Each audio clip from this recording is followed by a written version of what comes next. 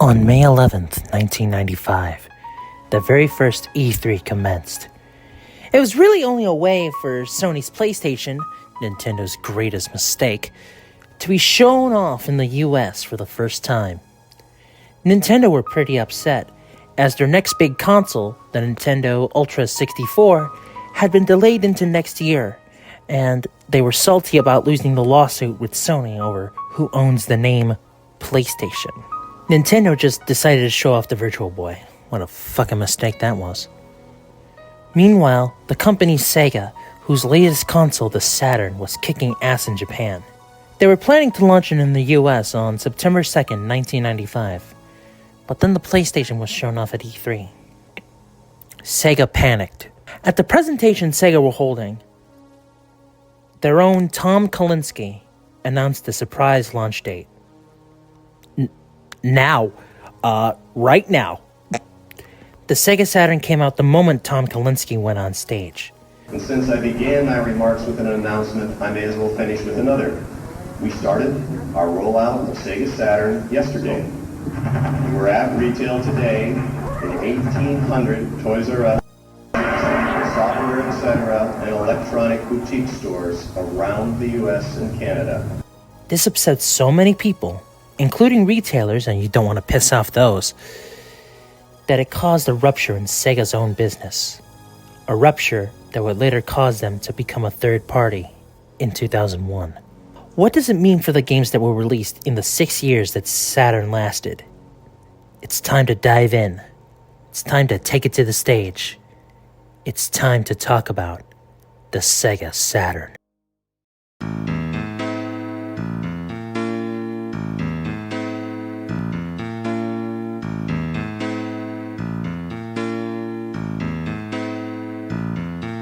If you niggas ain't scared, throw your set, throw 'em up. If you niggas ain't scared, throw your set, throw 'em up. If you niggas throw 'em up. If you niggas throw 'em up. If you niggas ain't scared, throw your set, throw 'em up. Lord, it was hella rough. We tearing every city up. Just rockin', robbin', knockin', naughty kids. We let them cartridges and dropping the hostages. We no apologies. We breaking laws by Nick. This nigga's big business, bitch. All war is in order. Get it on and hit. Oh, motherfucker. I'm in the games to release the beast of hell. Yeah, let you say. Yeah, let you say, yeah, might as well get it crazy in the last days. Stay blaze, take slaves, big race, bitch, don't coming from the darkness of the cut of North Memphis, bitch. Killers from the evergreen garden. We don't set trip, but my niggas doing time in 201 for the crimes. Let's get in that gangster line and throw the funky town sign. I'm on that other level. Don't grab the shelf, cause many bodies dropping self to meet the devil. We fuck with plastic, all that wood. This hate is wood. Right through a hood, but I hood. It's up no good. I wish you could. If you niggas ain't scared, throw your set, throw 'em up. If you niggas ain't scared, throw your set, throw 'em up. If you niggas throw 'em up. If you niggas throw 'em up. If you niggas ain't scared, throw your set, throw 'em up. If you niggas ain't scared, throw your set, throw 'em up. If you niggas ain't scared, throw your set, throw 'em up. If you niggas throw 'em up. If you niggas throw 'em up. If you niggas ain't scared, throw your set, throw 'em up. Representing all y'all on a mission, tryna make a deal what you want, what better be buck. Tell the club up, better duck. Who that wanna play the opposition, better throw it up. It's the convict and the mafia, Trey 6 and us dropping ya from the side, but you won't try, I'm popping ya. I be the outcast of the last talking up, put him up in the guillotine, you know what I mean? Strip you clean off your feet, street trick to the beat, heat till you go sick, then peak with a mean, you be D, AD tweaking. Who that was in the cut, getting rough. Who that big and be the peak from Chicago to Memphis, stressing your emphasis on bullshit, but you didn't know we was on. Wild, this my tendency now. Mac Atlas with a steed, Kilo, Pim, Gritty, and Tennessee. Got your whole hot like Hennessy. Can't help but to be bogus, man. Grew up having not the same. Hang bang with my phone, militant minded, hustling phone. Live right on, my toes, defending my deck like Apple, Calicoes. Ain't that told? Got you falling off the rodeo. Keep me honest, so me up. The company crews will blow it up. Getting scummy, dirty money, nigga, throw your set up. If you niggas ain't scared, throw your set, throw 'em up. If you niggas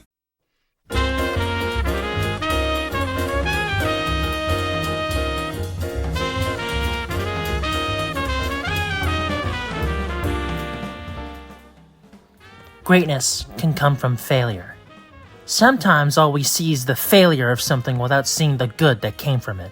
Sure, James Somerton was a cynical fucking loser who tried to get back his audience after plagiarizing so many gay writers and creators. But we failed to see how plagiarism is now talked about quite frequently and openly on YouTube nowadays.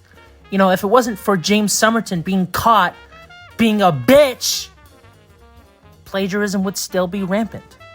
Another failure is, as it pains me to say this, the Sega Saturn. We're having a breakdown, we're having a breakdown, we're having a breakdown, we're having a breakdown, we're having a breakdown. While a huge success in Japan, the Saturn was a failure in America.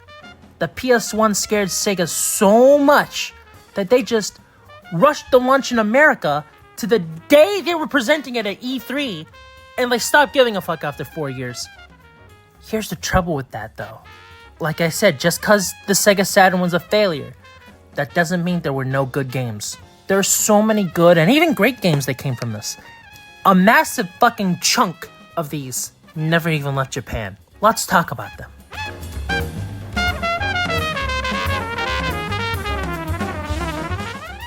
In the late 80s, Sega was riding high in the arcades with classics like Hang On, Afterburner, Space Harrier, Outrun, and Power Drift, all designed and directed by video game auteur Yu Suzuki. Sega were essentially the kings of the late 80s arcades, thanks to Yu Suzuki. But suddenly, they started getting hot competition from folks like Namco and Atari.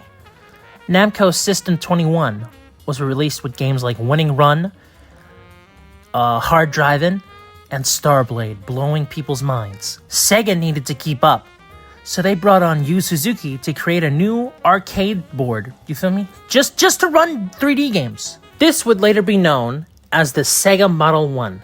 With it came a legend in arcade racing. Yeah, boy! I actually recorded a Virtua Racing review way back in 2018, but it sucked ass!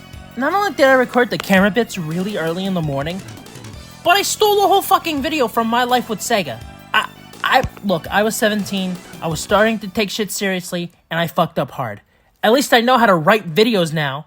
The king of Drip, and currently the developer of Gang of Dragon, Toshihiro Nagoshi, was the main designer of the game alongside Suzuki. I'm recording this off the Nintendo Switch version, and I suck dick at it, but it's so much fun! I couldn't get any friends to play it with me, but it is capable of multiplayer.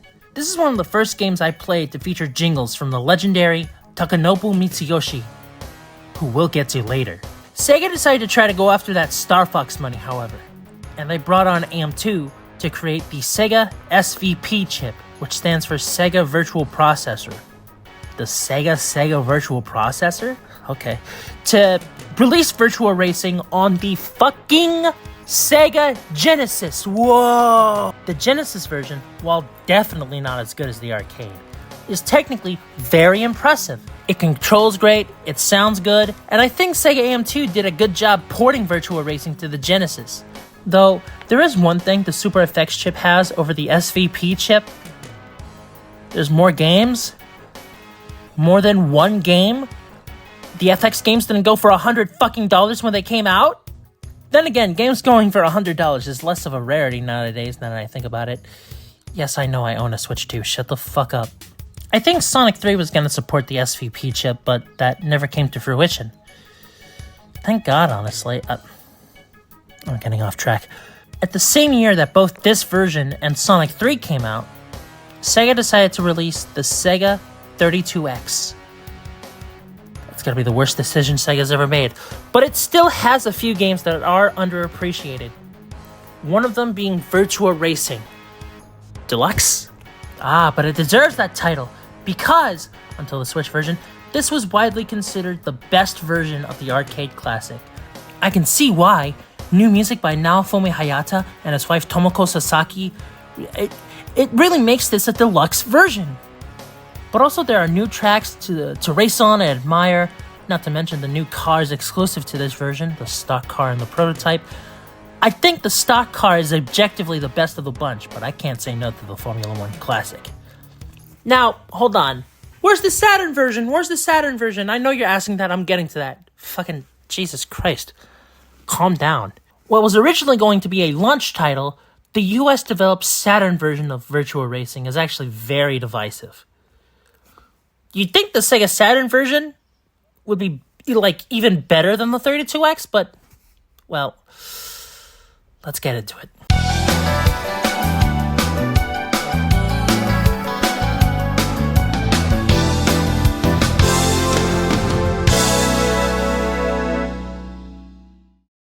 The first thing that threw me off was that it was not made by Sega AM2 and Yu Suzuki, but by Time Warner Interactive.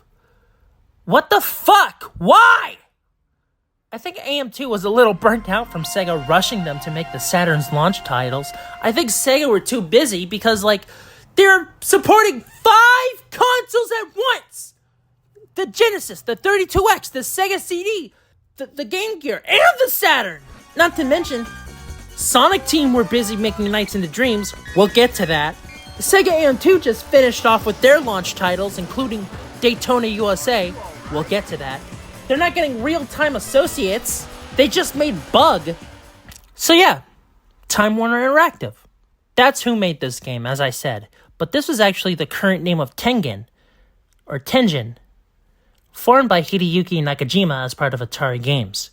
Yes, this is the same Tengen who made those unlicensed NES games, including Tetris. This is the same team that made RBI Baseball. That's really cool, but it doesn't mean the port is good, however. There's actually quite a lot of content. The best part is this view track option. Think you're an expert? How about flaming some octane at the Acropolis? This little gem is a real driver's track. White knuckle it through the tight turns and unpredictable twists along the coast. Then take a smooth right-hander that leads to the deadly Acropolis hairpin. You'd better hope the gods are smiling when you hit those hairpins, or you'll be taking a bath in the Mediterranean. Wow, that's wonderfully cheesy. I love it. There are 7 new courses and 5 new cars to drive. Unfortunately, the original arcade mode doesn't have these selectable. That's fucking disappointing. The control is not as good as the previous versions, but I'm willing to give the other tracks a chance. The Grand Prix takes too long for me. Each course is 10 laps. So I usually race the new tracks in practice mode. The new tracks feel like they belong in Virtua Racing, and the music by whoever was at Time Warner at the time can be either weird, or they perfectly arranged Takenobu Mitsuyoshi's classic songs.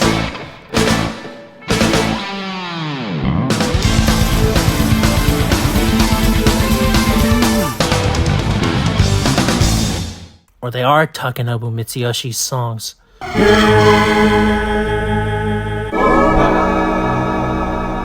Where did Time Warner get those? According to programmer Chuck Tolman, who was interviewed by YouTuber Pandemonium, there was barely any supervision from Sega, not to mention they didn't give Time Warner their source code. They had to just look at the game with their fucking eyeballs and then mimic it. It's fucking wild, they just let Time Warner do whatever the fuck they wanted. Sega barely does that. Virtua Racing is a major arcade title, and so the opportunity to work on so visible a product is of course exciting, but also it's a challenge because you have even higher than usual standards for a consumer home product. Many times a home product you get to just dictate what you want, and you can't do that so much on Virtua Racing on an arcade title because there's already this game out there that people are used to seeing, and you have to get as close as you can to that.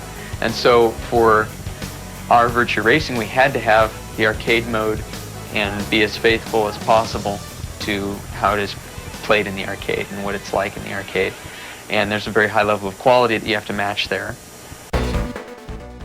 Anyway, this port, it isn't really a port. It's a mimic. It's like if Mimic from the IDW Sonic comics tried to mimic a video game. It was either that or a joke about Spider-Man's Clone Saga. It's not the best version of Virtua Racing. I'd even say it was the worst, but it's not terrible. It's got some merit. I am surprised to see positive reviews when it came out, because it sucks ass compared to the 32X one. I'd recommend the Saturn version to a racing fan who has never played the game before. But if you want a real Virtua Racing experience, just play it on Switch. No, I won't talk about the PS2 version. I'm not a pussy. Coming up next, we talk about Saturn's real launch titles. If we go to the options here, you can switch from 1 player to 2 players. Clearly, I don't know how to do net play on RetroArch yet, so, you know. I gotta turn this down. music kind of fire, though. Wipers wet. You'll be babied by the long start finish straight. What the fuck is this game? I gotta be honest with you. This is interesting for a game that released in the mid-90s. This is interesting. The 32X version is so much better than this. Yo, that's the thing. Nobody's playing the fucking 32X! Unless you're emulating it. Yeah. Let's go to arcade mode. Speed up! To be fair, getting people to play the 32X is like asking somebody to play 4-player Tetris on fucking Game Boy. Damn! Why is the game like this? Why? Dude, I like how everything is just pre-animated. Oh, that's just because the original arcade looked like this. Sort of. No, with the crash. Like, when you crash, it was just pre... It just had a designated crash animation. I do like how you see the skid marks on the track, though. It's kind of neat. The game was conceived by the guy who would later make Shenmue. Well, no wonder why. No wonder why this is lit. I really like the music on this game, though. Oh, yeah. This whole thing, even the music was arranged... Never mind. The whole thing was arranged, never mind. Arranged by, Oh my god, why is it like this now? Whatever happened to the trumpets? Play the motherfucking trumpets! Ah! Think about it, here's Nietzsche. They with the rat pack. Got your body slipping, that's a rat trap. Ah! I'm in a trash bag off the interstate. I'm fucking crying, man. I'm much better at the Switch version. The controls are actually... this doesn't feel like Virtua Racing. You're playing a console game on a keyboard. Of course it's not gonna feel right. No, I'm not. I'm playing this on my Switch Pro controller. You said that and my brain genuinely froze for a second. I forgot that those existed. Well, it's not like I had the money for a PS5 controller. Fuck. No! Oh! Oh shit, just in time! Never mind. Ah! the way you failed. Failure! Oh, you can switch angles. When did this game come out? This is sick! 1995. The original arcade version is so much better than this. No, but like, for a game that came out in 95, this is 30 years old. This is impressive. B. R. Barry. These controls are... Somebody, I swear, I just saw like in the high score, somebody's fucking initials were CTE. What's that got to do with anything? Like head trauma. Why don't be the trash bag off the interstate? Ah! Let's do this. New tracks. There are 7 new tracks in the game out of the original 3. Team. I could be Team Saturn. Fuck it. Europa. Okay, why did the music start sucking? I don't know if that's an emulator issue or that's just a game issue. Oh no, sometimes the music is... Sometimes may be good and sometimes may be shit! It's same, but different! Oh wait! Lambe. These Grand Prix tracks, they take 10 laps to finish. I beg your pardon. 10 laps! Oh, hell no, baby. Fuck no, baby! I'm resetting. These guys are out here snitching. They would do Rat Pack. Yeah. That's why they slipping. That's the rat trap. Got them in the trash bag off the interstate. Alright. Alright. I can choose cars now, finally. This look like Lego Island. Put everybody on Saturn, cause no matter what, we still win. Cause Saturn win no matter what. What are you streaming? Bolt gun. The Warhammer game. Yes. Oh, you're recording this? Oh, my bad. Dude, it's just a tiny ass card on this big ass road is fucking with me right now. I find it funny. This would be so much better if I can use my analog stick. I'm forced to use the D-pad. This game has no compatibility with the analog stick. No compatibility with an analog? Yeah, no, that's a problem. The Saturn has an analog stick. That's a problem. The analog stick has been out for some time now. That's why I'm confused. It's pissing me off. You know what? I'm just gonna switch games now.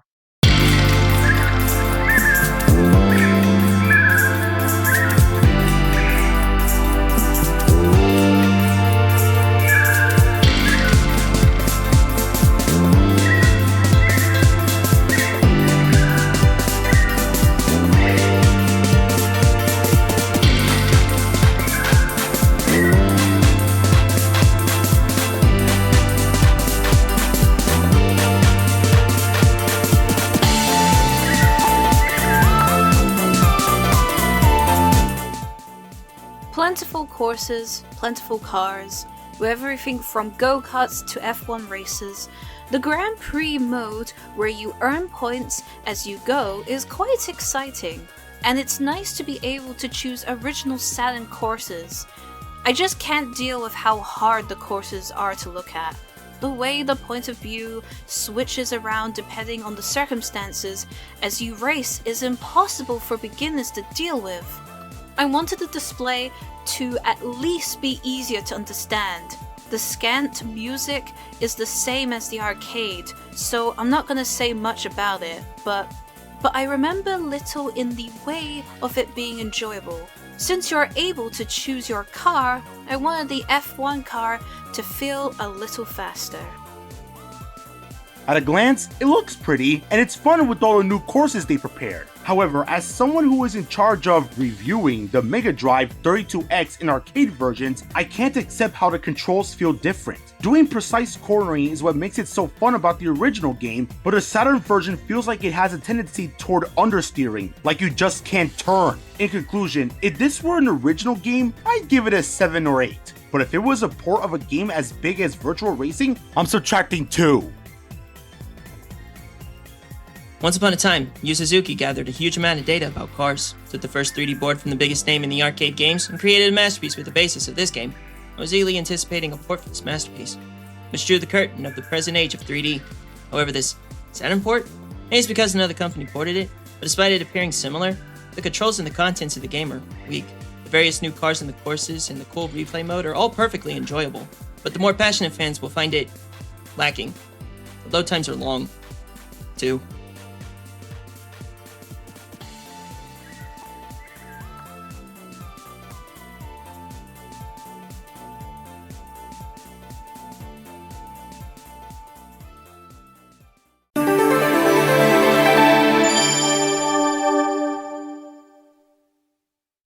Virtua Racing was quite the success when it came out, but Yu Suzuki wanted to see people, live animated people, on the Model 1. Following Virtua Racing's release, a game known as Virtua Battle would commence development. Directed by Yu Suzuki, designed by Seiichi Ishii, and programmed by Francois Bertrand with music by Takayuki Nakamura, Virtua Battle became Virtua Fighter, and gaming was revolutionized again.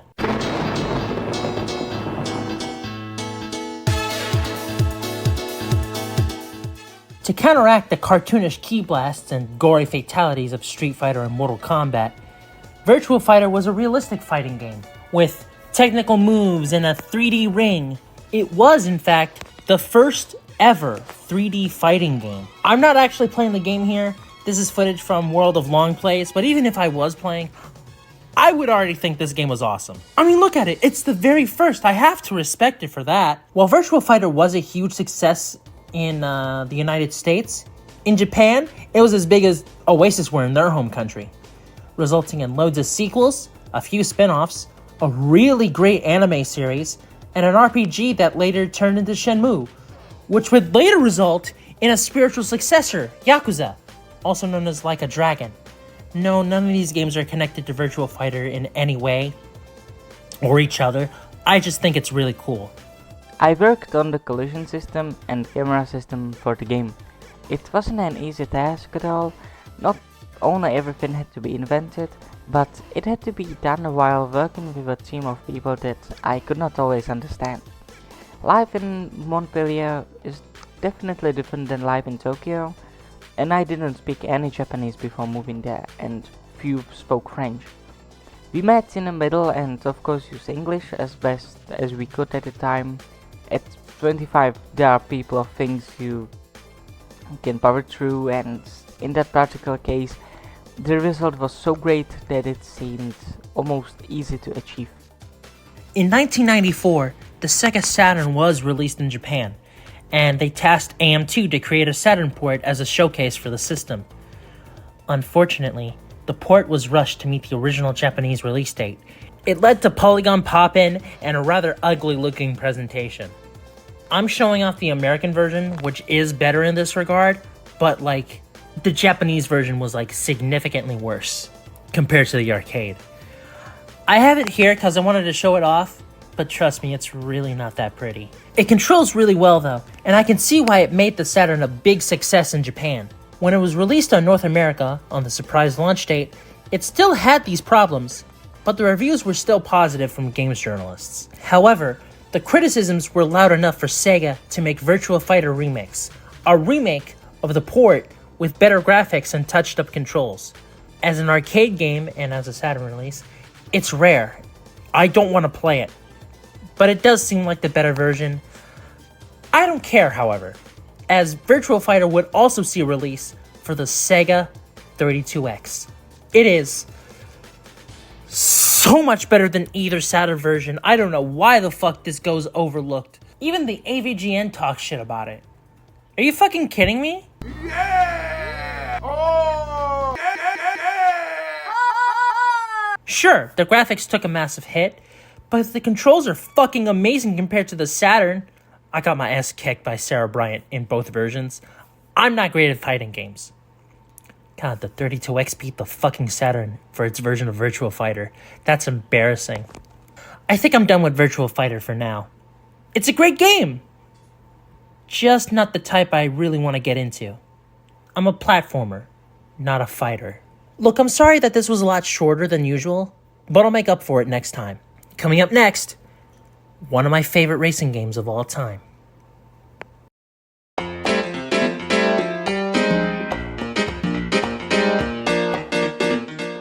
Sega's Model 1 chip was super successful, leading to games like Star Wars Arcade, Virtua Fighter, as I talked about earlier, and a game I've never heard of called Wing War. But competition was riding high once again. Not only did Namco's Toru Iwatani produce Ridge Racer, but Virtua Fighter designer Seiichi Ishii left Sega for Namco to make Tekken. I think Tekken 3 is much better. Sega had to keep up once again, so they brought on Yu Suzuki and GE Aerospace to create the Model 2, capable of texture map polygons not seen before. Sega had Yu Suzuki bring the fucking military to create an arcade board. That's so funny to me. Since he was busy with not only that, but directing Virtua Fighter 2, he couldn't answer the call from Tom Petit, the president of Sega of America's arcade division, to make a racing game. You know who could? Our friend, the king of drip himself, Toshihiro Nagoshi. With help from Yu Suzuki and music by Takenobu Mitsuyoshi, including the bright idea to include vocals, the team at Sega AM2 created one of my favorite racing games of all time. You know its name well, And it's...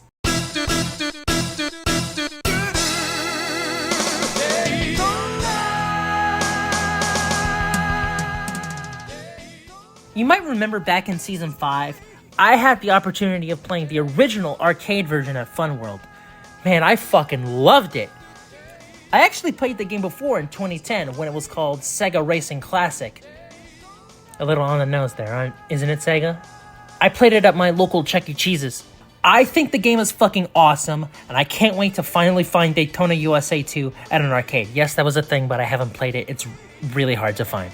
Like most things in 1995, there was a Sega Saturn port of the arcade game as a launch title. Since it was a launch title for the Saturn, you can guess where I'm going with this. It was rushed to make the launch date, and there were issues, typical, right? Graphically, I mean, look at it. It looks awesome, right? But there is a lot of pop-in and pop-out. Sega still hasn't learned from that, huh? The arcade game had the same thing, but here it's much more present. The frame rate is... I think it's 15 frames a second. I can't really tell. The control is excellent, however. I think this might be the best Daytona has ever controlled on a regular controller. Then again, I haven't played the PS3 version because I ain't got a PS3, but, you know. The music was rearranged by Takenobu Mitsuyoshi, and it features brand new re-recordings of his vocals. Such a shame the guy who wrote the lyrics couldn't contribute like he did on the album. The port received quite the mixed reception when it came out, and Sega caught wind of that. Similar to Virtua Fighter Remix, Sega decided to create a new version exclusively for the Saturn. However, instead of hiring AM2 to make the new port, they hired the team behind Sega Rally to make it. What resulted was a very different feel from the game, with new stages, new cars to choose from, and a brand new soundtrack. This would be called Daytona USA Championship Circuit Edition, or CCE as we'll call it.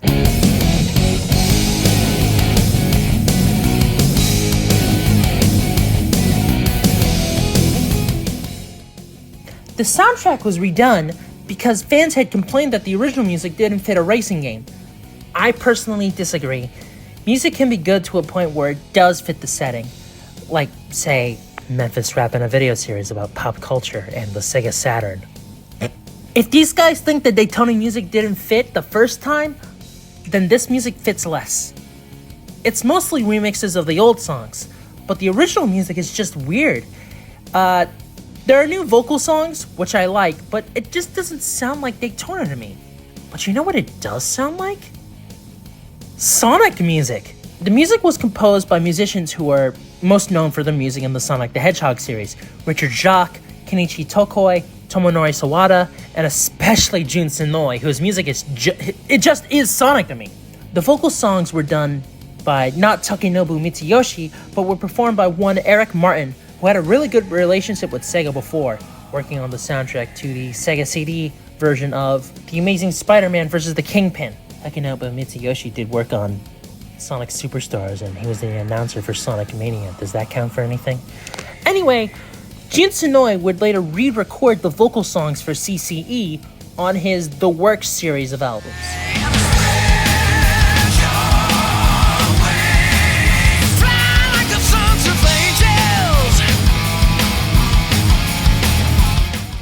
These remixes are better than the originals because they feature real bass and drums. Look. This music doesn't suck ass. It's awesome even. It doesn't fit Daytona USA. In fact, that's what I can say about the whole game. It's a great game that's sullied by the Daytona name. It's just Sega Rally 1.5. Unless you play the Japanese version. Daytona.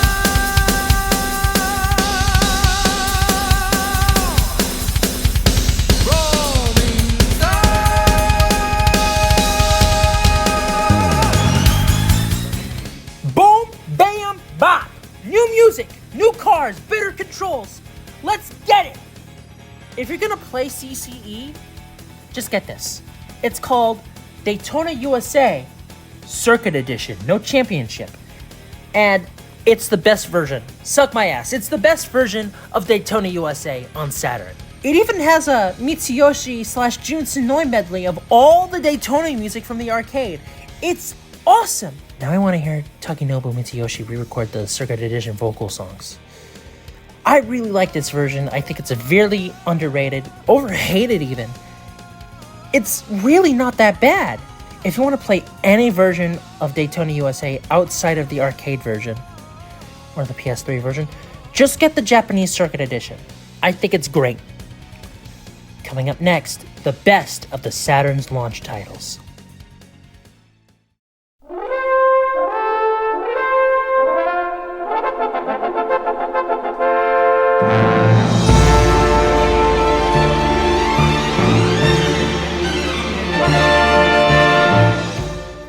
This was the best launch title for the Sega Saturn.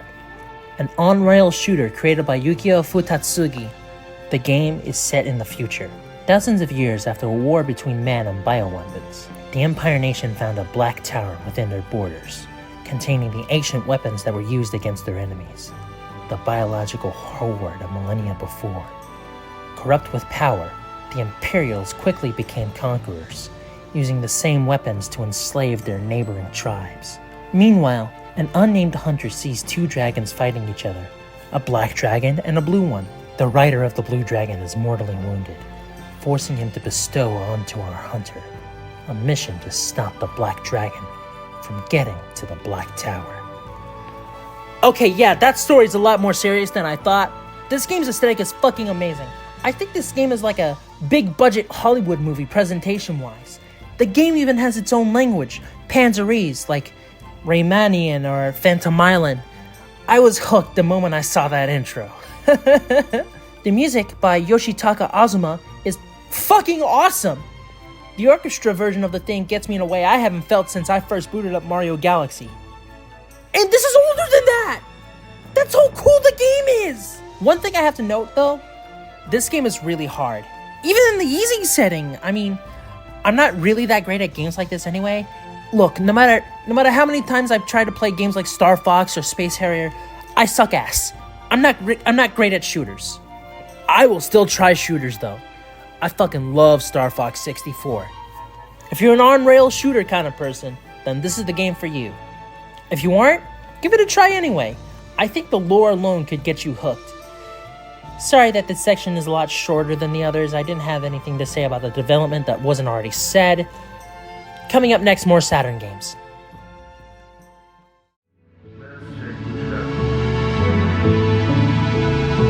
Stay strapped like a stud, but I'm black like a thug. Baby came with the hugs and they all wanted hugs. Baby came with the hugs and they all wanted love. Baby came with the hugs and they all wanted fuck. Baby came with the hugs and they all wanted kiss. But I can't get her home cause she just suck a dick. I'm honest real good cause I'm dick on my roots. But I was always in the good so I won't do that. I'm not really spitting balls, I'm just cat in a hat. How you 300 pounds but your ass ain't fat? How you 300 pounds but your butt not big?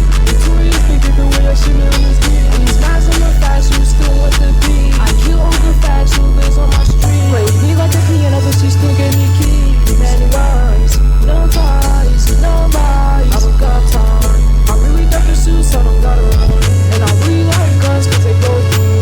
If my hair was blue like Goku, and your hoe was your bar, yeah she go through. She be put on these boots with no clue, no clue. I'm sure she'll be happy to show you. And I chill in the floor with my small red tubes. Play with the gang, get your rocks, we get doo-doo. Play with the gang, get your rocks, we get cute. Talk on my name, you get white like some doo-doo. Talk on my name, you get force like some food.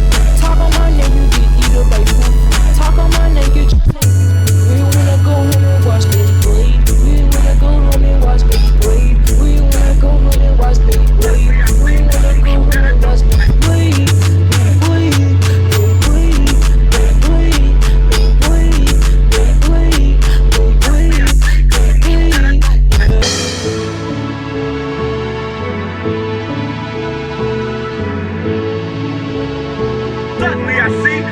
That I don't like.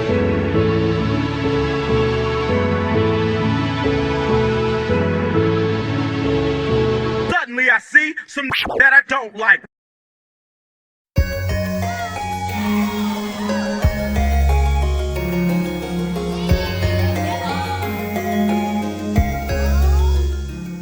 Sonic Team didn't really contribute much for the Saturn. Then again, they didn't contribute much to the Genesis either, because their one game was supposed to be Sonic 1. After Sonic 3 was done, Naoto Oshima convinced Yuji Naka to just reform Sonic Team altogether. There are technically 5 games Sonic Team made for the Saturn. Sonic Jam is a compilation of ported Sonic games with a ported world based on the Saturn version of Sonic Adventure, directed by Takashi Iizuka. I already got into that when I talked about the Gamecom version. I also already talked about Sonic R, which was co-developed by Traveler's Tales. But there is one last Sonic game I haven't gotten into yet. Oh yes, Sonic 3D Blast.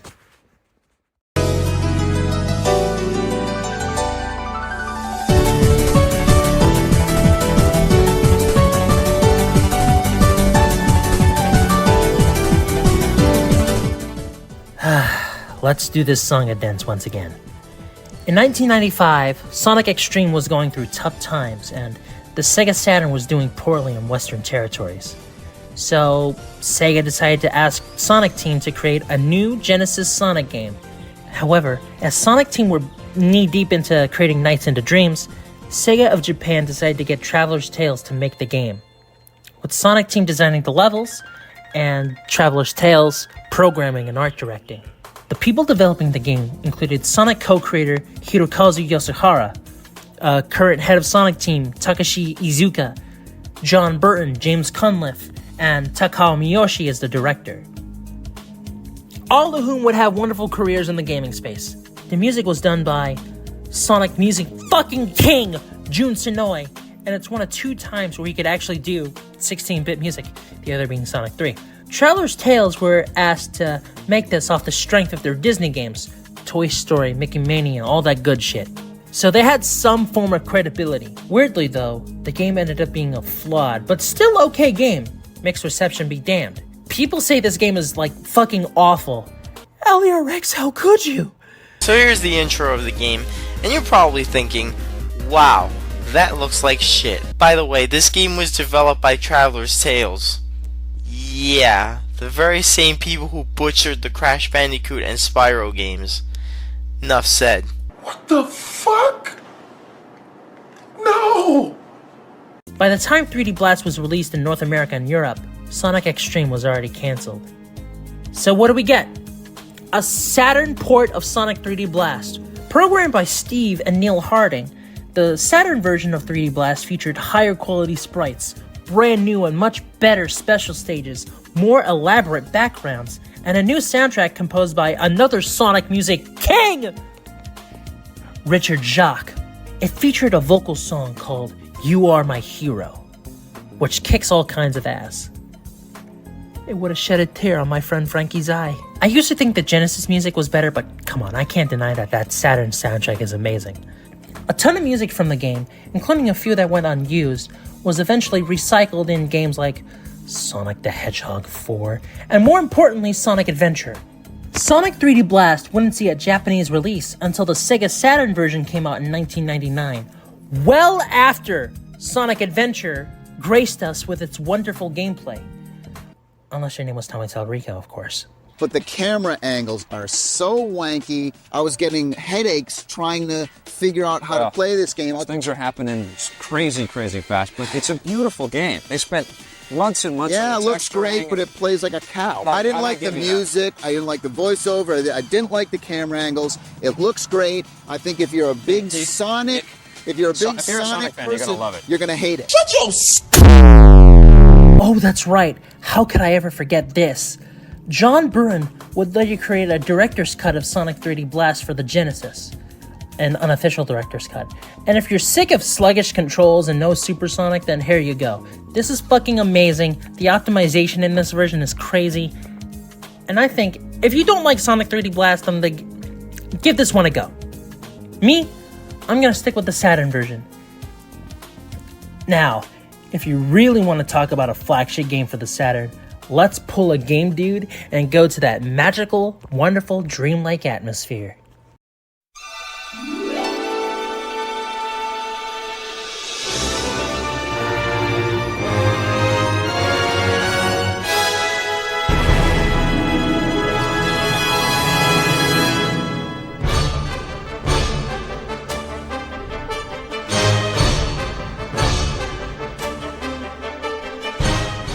Directed by Naoto Oshima, with level design by Takashi Iizuka, and featuring the last time Yuji Naka programmed anything before that prison stint made him public enemy number 1. Nights into Dreams was a technical marvel, the ultimate killer app of the Sega Saturn. Sonic Team really outdid themselves by creating a 3D controller and making a dreamlike game that uses Carl Jung's theories in ways that enhance the gameplay. You play as Knights, a Nightmarian whose species is making the dream world a nightmarish hell. It's up to Clarice and Elliot, who you also play as, to help Knights go through all the levels and defeat Wiseman. I gotta be honest, I'm not really that great at summarizing stories like this. I really should get good at it. I'm trying to be a professional writer. It's really best if you play the game for yourself. The game was so good that Steven Spielberg himself, one of the most legendary film directors, went up to Sonic Team's offices and tried out the 3D controller. Everyone at Sonic Team called it the Spielberg controller from then on. I'm gonna call that too. 3D Blast was also compatible with the controller, and that made that game less flawed. The music by Tomoko Sasaki, who also voiced the Chow in Sonic Adventure, and Naofumi Hataya, I pronounced it wrong in my virtual racing review, who previously did music for Sonic CD and Sonic 2 on Game Gear, alongside Fumi Kumatani, new composer at the time. Fucking excellent. And I don't think anyone would disagree. It also features a vocal song, Dreams Dreams. A song so good I remixed it myself. Here you go.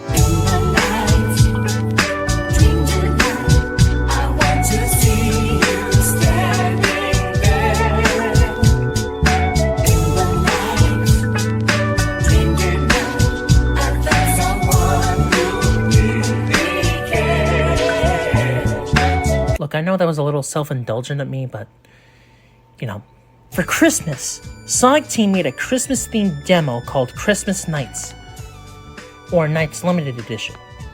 But it wasn't just a demo. It was filled with goodies like FMVs, an art gallery, and a minigame where you could play as Sonic. I actually have my own gameplay video way back in Season 1, but Season 1 really isn't my best content. And I'm gonna show that gameplay video here later on in this compilation.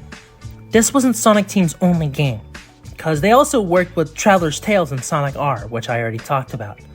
But they also made the greatest Sega Saturn game of all fucking time!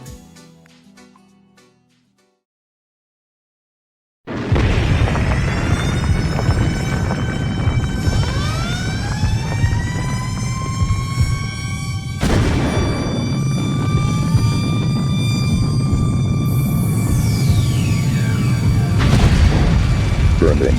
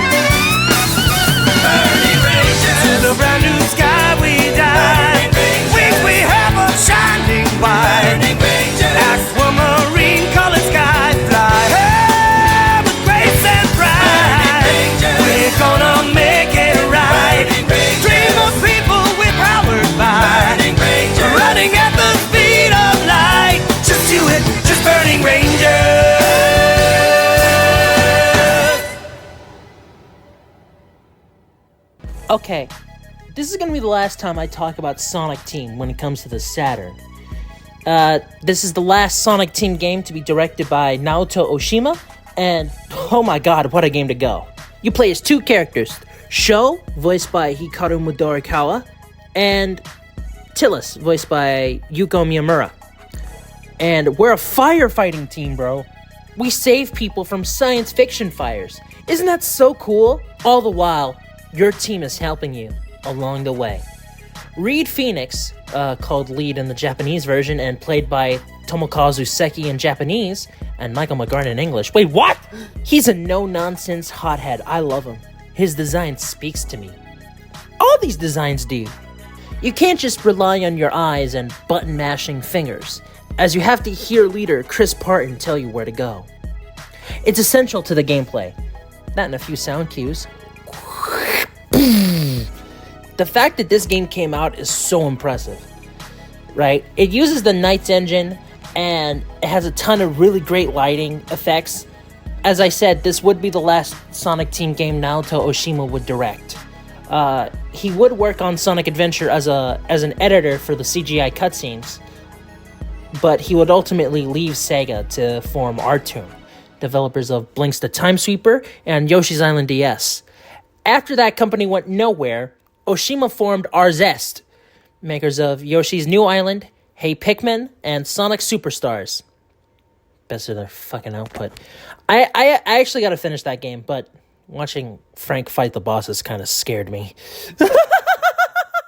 There's also anime cutscenes produced by TMS Entertainment, who worked on a ton of Sega projects like Sakura Wars, which I haven't gotten into at the time of making this video, Sonic X, and they also worked on Lupin the Third, Detective Conan, Akira, just a bunch of really great shit.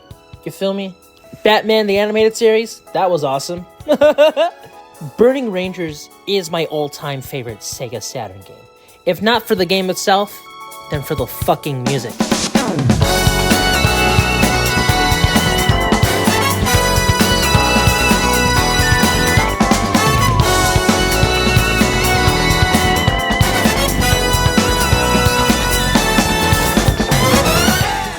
Do you hear that horn section? Holy shit! The vocal tracks feature legends like Takenobu Mitsuyoshi, the composer and singer of Daytona USA, and the Knuckles rap singer Marlon Sanders? I could be wrong about the pronunciation. This music makes me wish we got a port, or even a remake of Burning Rangers. The reason why nobody's heard about this game, like they have Knights, is because the game was never ported or was never given a sequel. That and Knights was the glorified cameo hog, not show. Come on.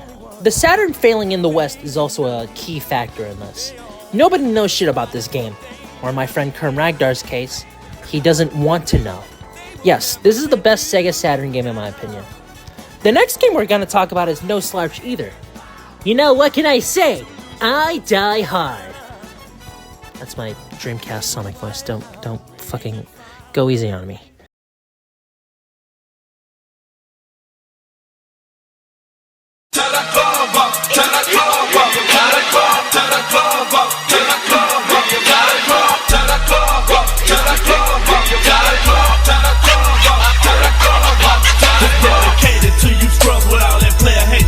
The 3-6, show no love, we quick to murder a trick. No remorse, pass to be passed out, whether you down or not. I'm rolling with that food, crunchy fast, 7 man a Glock. Backed up, batter, 4-5 and a 38. Busting through the doors of your shit, because that's the clip was a mistake. Chris load the Mossberg with the slugs and preparing to drop some vines and drains, we already dug and Infamous, grab the Cali with 100 rounds. Cool stuff, load the take and blow them thugs to the ground. Juice with the 2 knives, I ain't one for them brains. The other one shooting up their bodies so they'll feel the pain. I thought you knew that I'm from Memphis where them player haters stick. If you ain't a hater that let me hear, that means you down with this click.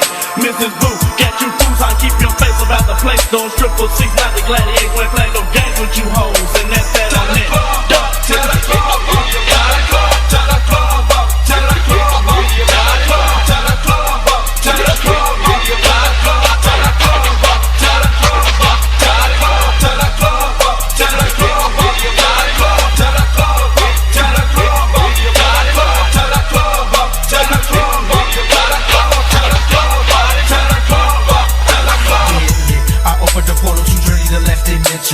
got trouble over and ruckus. The buckets they come from the Memphis 366. Don't get twisted. I want everyone in this club to get frantic and rageous. The feeling has got me rampaging. Let's rip with the speaker and stakes like big gauges. Hard, this is your fantasy, death is not fictional. So listen, mess around and follow. You wanna be gangsters down with the mortician.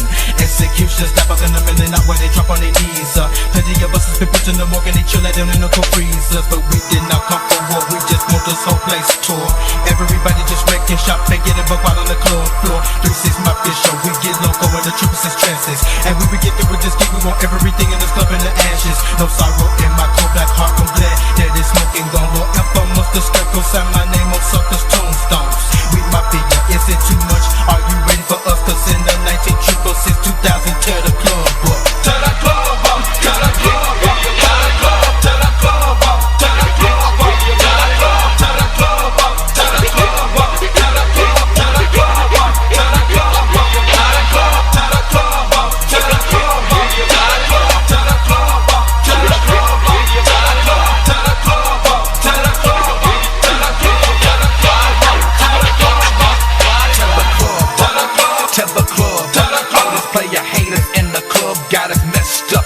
Yes, I'm that fool with them 2 9s with a blast. Bring your Anna to the door. Trick, I bet you won't last. Paul throwing chairs in the air. Crew start looking up. North Memphis players on the floor getting wild and buck. Fuck the weak security, fake train super cop. If they kick us out the club, I fuck them in the parking lot. Grab the club owner, put the rich trick in the trunk. Take his life, take his cheese, then I spit on the pump. Now I'm crunk, breaking bottles up against the club wall, shooting tones at them fools till them jealous busters fall. Fuck these haters, test and pimp, and we gon' bury all you folks. Slicing tricks right in half, stomping them straight through the floor. Busters talking plenty bad, but they ain't buffing up. We gon' get some dynamite and blow the whole club up.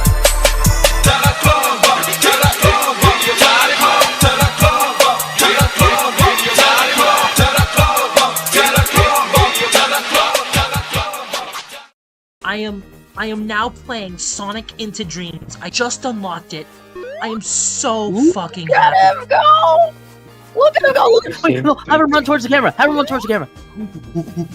A squiggly diggly diggly diggly. Boy, if you don't get your squiggly diggly head. So, you gotta go. You gotta go. You gotta collect them blue balls. And stuff like that. You can only run and jump.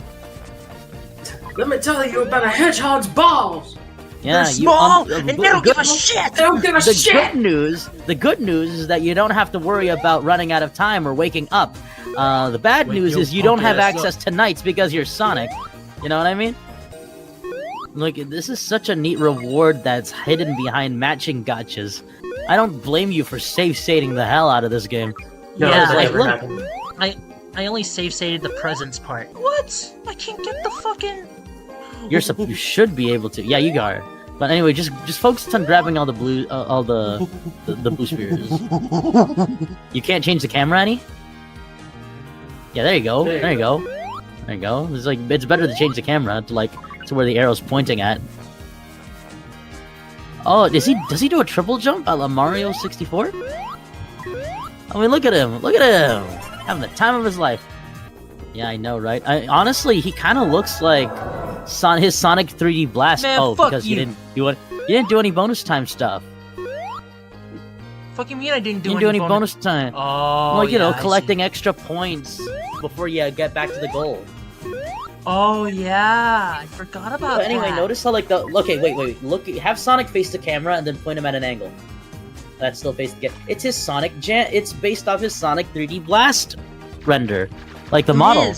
It is. Like you could tell because like his face is kind of narrow as opposed to a little bit flatter than how. Yeah, but that was the 3D Blast render. That was the render the present had. The present sprite was. Yeah, I think that's what they were I think that's kind of what they had as a reference before they improved upon the design in Sonic R and then Sonic Jam. Sonic Jam, Sonic R, and Sonic 3D Blast on Saturn had the same models. Well, maybe Possibly not Sonic the Fighters. Not Sonic the Fighters! That was made by AM2.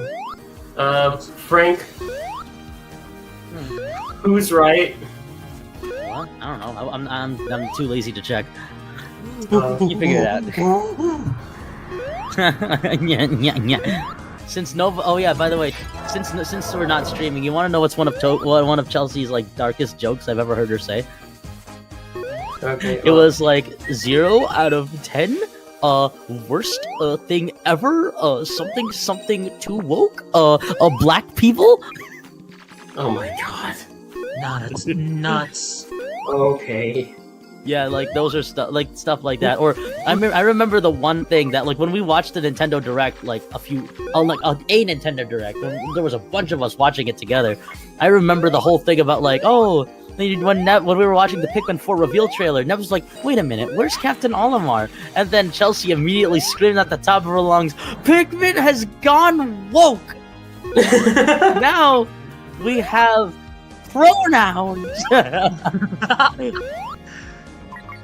Yeah, I can definitely see how it's meant to be, how it's taken seriously, because Yeah, because I actually hate using the word like I said, dark woke. humor.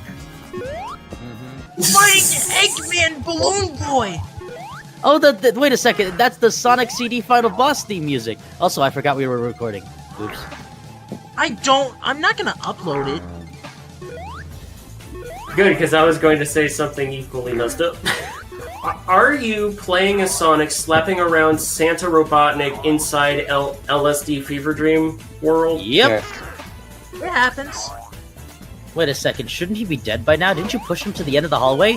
No, I pushed him at the Why didn't opposite you? side of the hallway. You're supposed to push him to the end of the hallway. It's not that hard of a boss. I didn't know! I'm sorry, I never got this boss! Wait a second, no, it's just a reskinned Puffy. I know it's just a reskinned Puffy. I never fought this boss before! You mean you've never played the vanilla game? But Nebz, you haven't! I mean, I did play the vanilla game, I never got that far.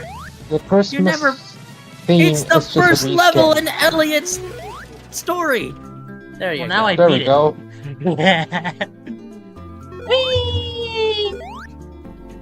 There's a joke that Jimmy Carr made that I always throw at people when I want to see their reaction.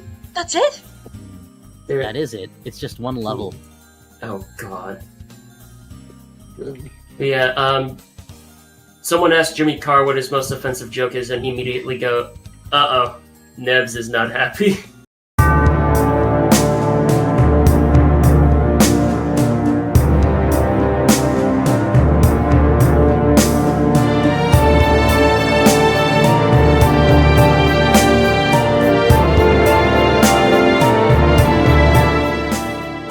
The evil dickhead White Fang has kidnapped the president's daughter, Caroline Powell, and seized the Nakatomi building in order to steal an insane amount of money. It's now up to Chris Thompson to save her. With her, however, is a badass veteran of badassery. John McClane?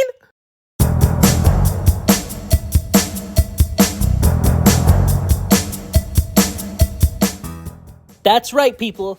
It's Die Hard Arcade, produced, designed, and directed by Makoto Uchida, the creator of Altered Beast and Golden Axe, and featuring music by future film composer Howard Drawson, who gamers may know from Sonic Spinball, Sonic 3, and Comic Zone. The game wasn't called Die Hard Arcade outside of Western territories. In Japan, it was called Dynamite Deca. I don't know why. I have a theory. I think Sega must have seen the similarities with this game and Die Hard, so they just got the license from Fox and tweaked a few things, like the Nakatomi building. I was a huge fan of Die Hard 1 and 3. Die Hard 2, not so much. It's got a little too much Stephen E. D'Souza written all over it. I think those movies are more than just explosions and bullshit and Christmas. There's a story there, right? There's compelling character development there. And Hans Gruber, played by Alan Rickman, is the shit. His brother's no slouch either. Also, Christmas. Can you believe I wrote this during Christmas? God, I'm late on everything. Oh well, at least there's that holiday special. On to the game. The gameplay is essentially a 3D beat-em-up. It's my favorite of the bunch. Yes, I think it's better than Streets of Rage. It still kicked my ass hard, but most games do that. And I will get better at the game after I make this video. But hey, I'm fighting people as John McClane! That's why it's my favorite beat 'em up of all time. The score by Howard Drawson is really, really good, right? There's a reason Spike Lee chose him to score his latest movie, Highest to Lowest. Anybody who dislikes that movie supports AI, I gotta be honest with you. Howard Drawson is a magnificent composer. Voice acting could use him work, but that goes for anything before 2001. If you want a game where you beat people up as Bruce fucking Willis, but also a beat 'em up that's good in its own right, get Die Hard Arcade. I heavily recommend it. Coming up next, an out-of-nowhere game that has nothing to do with the Saturn. Or does it? We might be done with Sonic Team's games, but we ain't done with Sonic. It's Sonic the Fighters next. You know about Die Hard? Yeah. I'm playing Die Hard Arcade for the Sega Saturn. They made an arcade game about Die Hard. Look at it. Don't look. You know, part of me wants to say it's hard to believe, but at the same time, no, because I know what gaming was like back in the 90s. Die Hard Arcade by the guy that made Altered Beast. What the fuck? And the music is so good. You know, the composer worked with Spike Lee this year. And did the music for Sonic Spinball. What a glow up. Sonic Spinball's goated. Yeah, I know, right? That options music, though. That game had no reason to cook as hard as it did. Hook.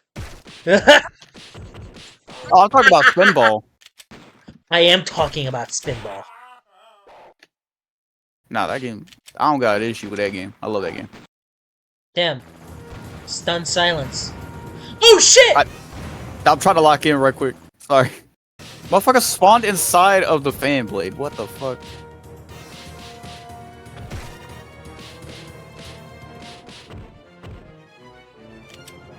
God! Oh, shit. A game where you beat women? Okay. Just killed a woman, feeling pretty good. Shit! Oh, I failed. Gun, gun, gun, gun, gun, gun. Gun. Gun, Also, gun. That recoil management was horrendous. Alright, let's do What the this. fuck? What is this game? Well, it's Die Hard Arcade, obviously. It just pauses every fucking 5 seconds though. Like it's just black screen every 5 seconds, bro. Fuck. But I'm John McClane fucking fighting people, bro. Oh shit! Is that a motherfucking RPG? An RPG in a motherfucking backpack! I'm dead. Damn! Dang. Got your shit rocked. Oh! Pushing every fucking button I can. And I'm getting my ass beat. Life up, please, thank you. Gun? Oh shit! I shot people point blank. Alright, let's do this. Why do you carry your guns like that? It's like his shoulder dislocates every time he pulls the strap. I mean, it's Bruce Willis, dude.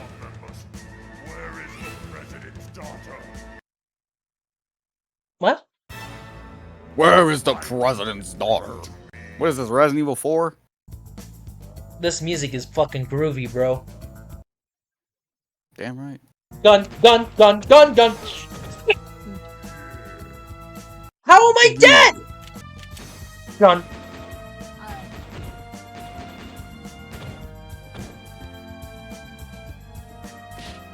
Oh shit. Oh, I'm tired of the toes. What the hell?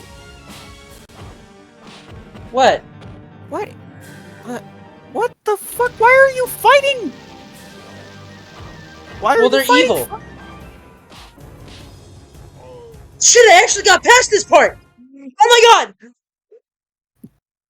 It's this damn game. What the? Why he run like that? I gotta fight people while they're taking a piss now? Oh Hell shit. yeah. Oh my god. Oh my god. Oh my god. Done! Okay. Oh, okay. Well, never mind. Luigi's drunk again! Alright. Let's go back in time just for a little bit. If I could recollect before my hood days, I sit and reminisce, thinking of bliss of the good days. During the development of Fighting Vipers, which I didn't get into, but I did play it for this video, and you'll see gameplay footage of it from me soon. The artist for the game who created Honey, Masahiro Sugiyama, was caught making Sonic and Tails models just for shits and giggles in the engine. The man who caught him was our old pal Yu Suzuki, and instead of scolding the artist who did this, Suzuki had an idea. A really great idea. He pitched this idea to both Fighting Vipers director Hiroshi Kataoka and Sonic co-creator Yuji Naka. Kataoka was kind of scared, however. Why? He thought that Yuji Naka wouldn't like his baby, Sonic, beating up his friends. Naka, however, really liked this idea, and development on this new Sonic game began with Sega AM2 as its sole developer. Kataoka was director, Yu Suzuki was producer, and Masahiro Sugiyama was the artist. The music was also done by Maki Maro and, once again, Takenobu Mitsuyoshi. There was a lot of promotion for the game in Japan and the US. Look at these two early models for Sonic and Tails. These are actually the models Sugiyama created in the Fighting Vipers engine, and the team were using this as a temp thing until the models were truly complete. They look a little unhinged. I think they look like dog shit. I'm glad they were replaced by the models we have in this new game. Here's a photo with the final Sonic model and the prototype Tails model. Oh, Lord. And here's footage of the game at a show called AOU, which I don't know what the fuck that stands for. I might have to do a little bit of research on that later on. YouTuber HomemadeHoney has all the info on this game, so check out their channel, because what we got was actually a really, really good fighting game. Sonic the Fighters.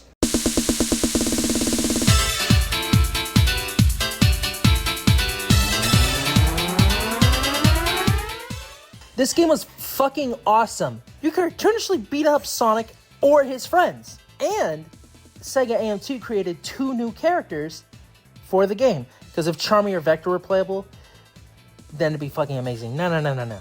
These characters are Bark the Polar Bear and Bean the Dynamite. I don't know shit about Bark's lore. I think he lives in Antarctica. He's a polar bear. Polar bear, what do you hear? I hear that Bean's lore is completely fucking different, right? Because it's really interesting. Bean is the son of the character Ben from a game called Dynamite Ducks. Dynamite Ducks was an arcade produced by Yu Suzuki, and Ben is the blue duck you play as in the game. The fact that's there, it suggests that Dynamite Ducks is in fact canon to the Sonic lore. That game and the Flicky game. There really isn't anything I can say, honestly. There's Fang the Sniper, now known as Fang the Hunter, stupid rename, but I can see why they did it. SBO's there, and you can fight Metal Sonic and Eggman. I'm not really that great at fighting games, as I said before, so I couldn't beat the game as Super Sonic. Now I'm wondering why there's an 8th Chaos Emerald. Also, where's Rocket Metal? We only saw him in the intro cutscene. Here's concept art. Are you fucking kidding me? This looks badass. Why would you use it for one shot? There's also an infamously unused character named Honey the Cat, a Sonicified version of Honey from Fighting Vipers. She was really just an alternate skin for Amy, and her look resembles modern Amy too, so maybe Yuji Uekawa, saw that and made Amy a swinging 60s motherfucker. Honey became such a fan favorite, though, that she would later come back in the later ports that were released, and she would appear in the Archie Sonic comics, and I think the IDW Sonic comics. I could be wrong. I have them all. I could double check. Sonic the Fighters would be later ported to GameCube by Sonic Team with Sonic Gems Collection. It would also be ported to Xbox 360 and PlayStation 3 by another studio at Sega, supervised by director Hiroshi Kataoka. Alright, you might be wondering, Why the fuck am I talking about this game? This has nothing to do with the Sega Saturn, right? Well, just you wait, Playboy. The game was gonna have a port to the Sega Saturn. From what I could gather, after reading Sonic Retro, whose Sonic the Fighters page is the reason I know anything about the game's development, go check them out, the Sega Saturn Perfect Catalog showed Sonic the Fighters underneath all the Sega Ages shit. It was gonna come out in 1998.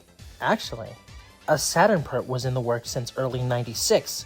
Apparently, Sonic Team were gonna do it, and I can understand why.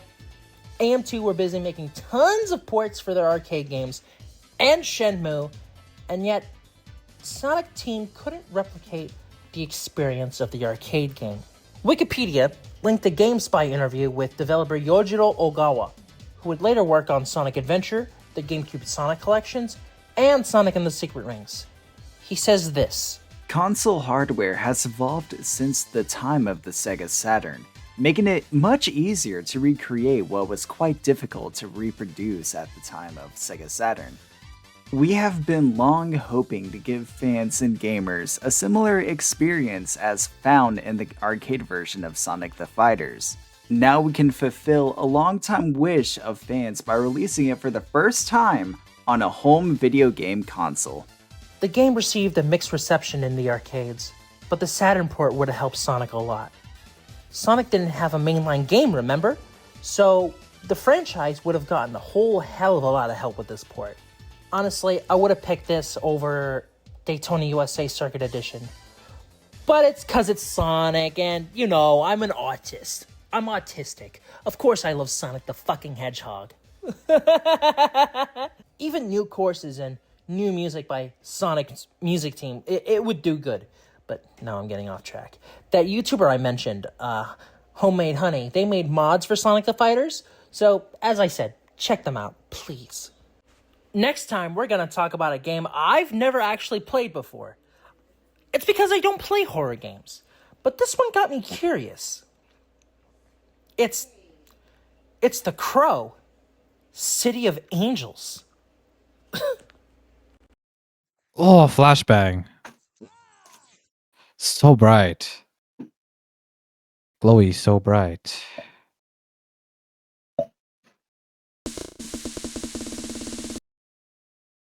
Yes, thank you. No! Thank you. My bad.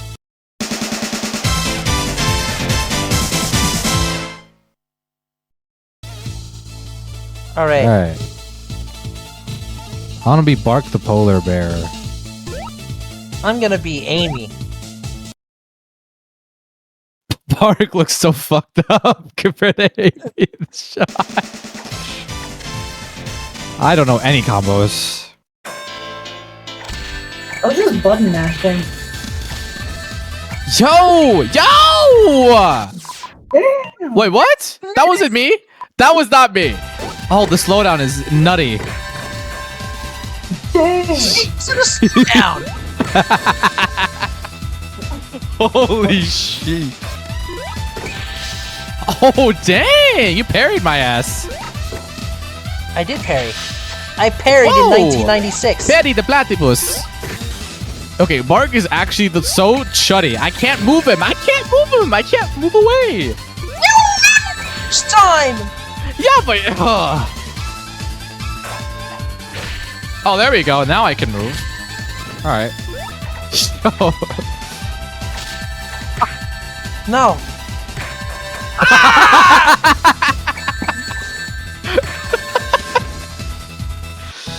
Let's freaking go.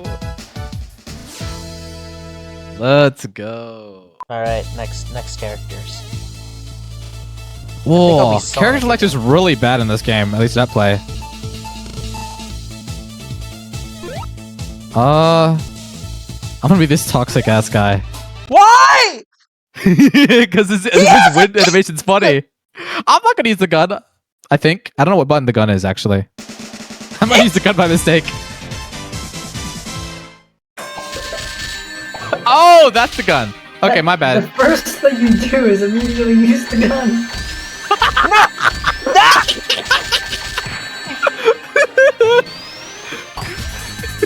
No, no, no, no, no, no, no, no, no, no, no, no, no, yes! The finish move wasn't even the gun.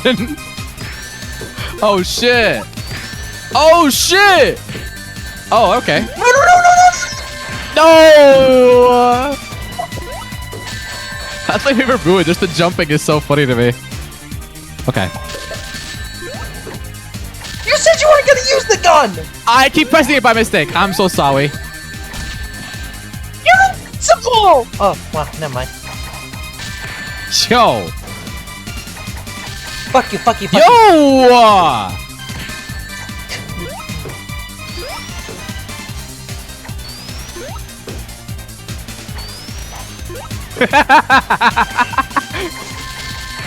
No!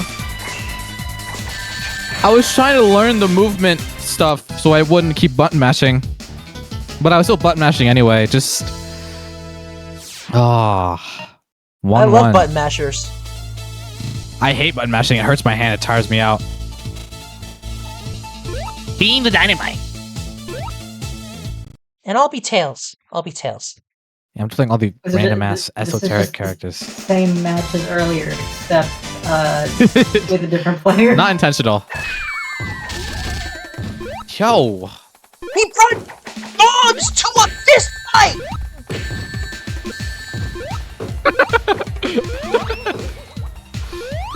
Okay. Diving in on Tails, bro. Tails don't deserve this disrespect.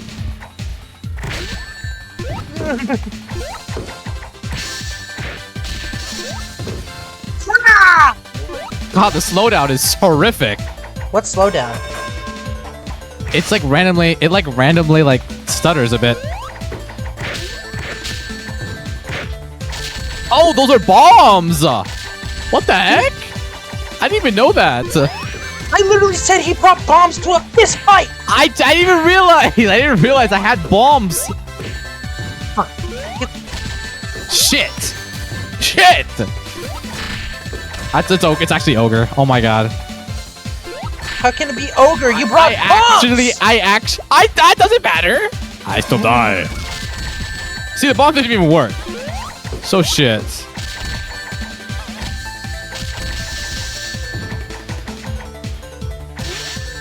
What the? Holy shit! These bombs suck. These bombs actually suck. Yo! This is so ass! This is so ass! Oh my god. It's happy. I'm gonna punch him across a football field. I'll be Knuckles. I'll be Knuckles. Alright. Flying carpet.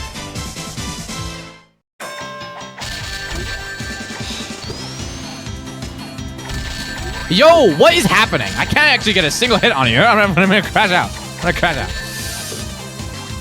This is the most sluggish character I think I've used. SPO feels the worst to play so far. Oh my god. Wait. I need to try to figure out... Okay, so that's left and right. I don't know what that does. His tail's like waggling. Oh no, it's just crouching. Okay. Yo. Stop! Getting my ass beaten in the quote retweets! Okay, I clearly have the least amount of ass. Oh my god. Okay.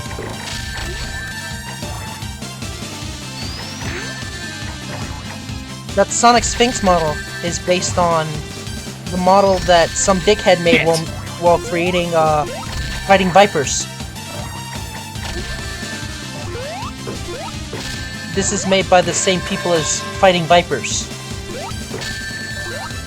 I keep getting my ass beat. What do you want to be? Bard. Oh, this... Barg. What the f... Barg. Barg. Yeah, I'm barking your barg. Why does Alright. Eggman laugh like that? Okay. He laughs like Bowser Jr. And Oh, that was close. Damn. holy shit! I just fucking puny godded you, bro. I don't know what that. I don't get that reference, but. Avengers. Oh, yeah, I don't know. Oh, puny god. Oh, I got it. I didn't know I could do that. That was an amazing scene. To be honest. Imagine just getting picked up by your ankle and ragdoll. I burnt the polar bear!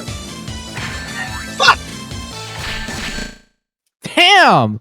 My game crashed! You crashed my game! Oh shit, it's back! Wait, I'm tapped out! No, you're not. And now I'm tapped in. So hard, it just shattered the space-time. I was trying to take a screenshot of that freeze frame. That's why I was tapped out. I still won though. How do you get hit so hard that you rupture the space-time continuum? No, it's just this game is horrible with net play. I'm gonna be Fang the sniper. After this round, I want Reigns to get back on because we're gonna play 6 and Rain only played like 4 with you, so Do you want to be Bark again? Because he's the GOAT, no cap, no kizzy. You win with Bark. You win with Gun. That's bullshit. Oh wait. Ref, they're using ranged weapons in a box. Referee! What more do you want from me? What more do you want from me? My Shayla! It's like I taunted and he just got me. No!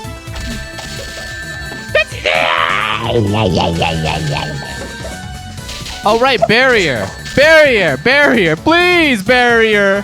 I think Barrier I'm Alan, probably the most Barrier unbalanced Alan. character you can use in this game. I got shrunken down. I can't use my gun.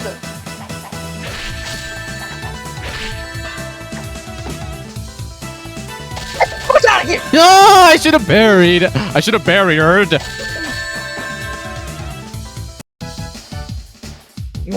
I'm getting better. Yeah, he's bouncing on it. Why does Fang got the Mr. Burns look? With that. All right. I have to quit the game All right. so that Rainy could come back.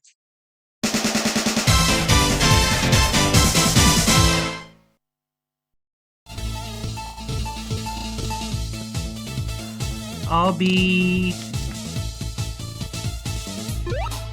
Tails. Is it just me or is this even more laggy than last time? It shouldn't be any different. Well, I'll be the judge of that. Ow. As far as I'm looking at it, it looks like it's working better for you two than it is when I was playing with them, so. Damn. Ow. I think Bless 3 you. connections make the game much better. For some reason. Ow. Let's squeeze the sides of my head. I don't know why it's so much worse when we played it. I didn't know we're much closer. Could just be an internet thing. Yeah, but my internet's good.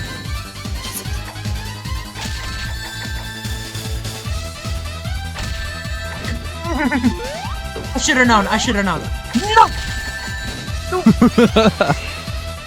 Get him, Reigns. I can't! I'm blocked the corner! Oh, wait, I forgot you were SPO. I thought you were Tails. He's so happy! Yeah. I'm just gonna go SPO again. I'll be Amy. Oh, I fucking hate Amy. Alright. Amy Rosie the Rascal. Alright, let's do this thing. What the fuck? bink, bink.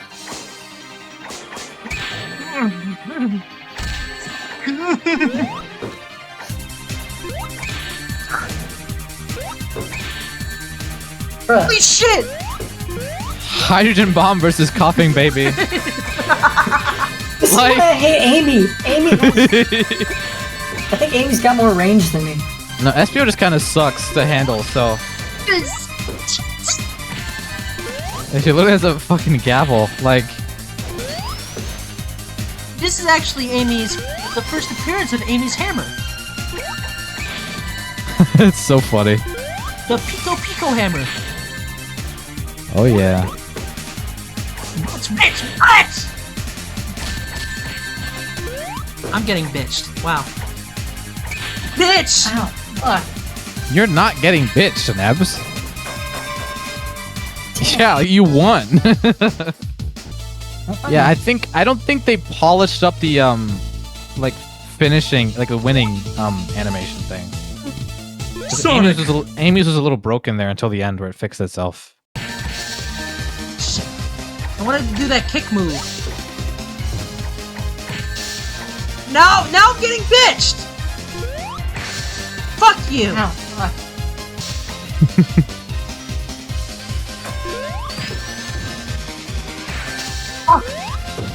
Whoa. Damn!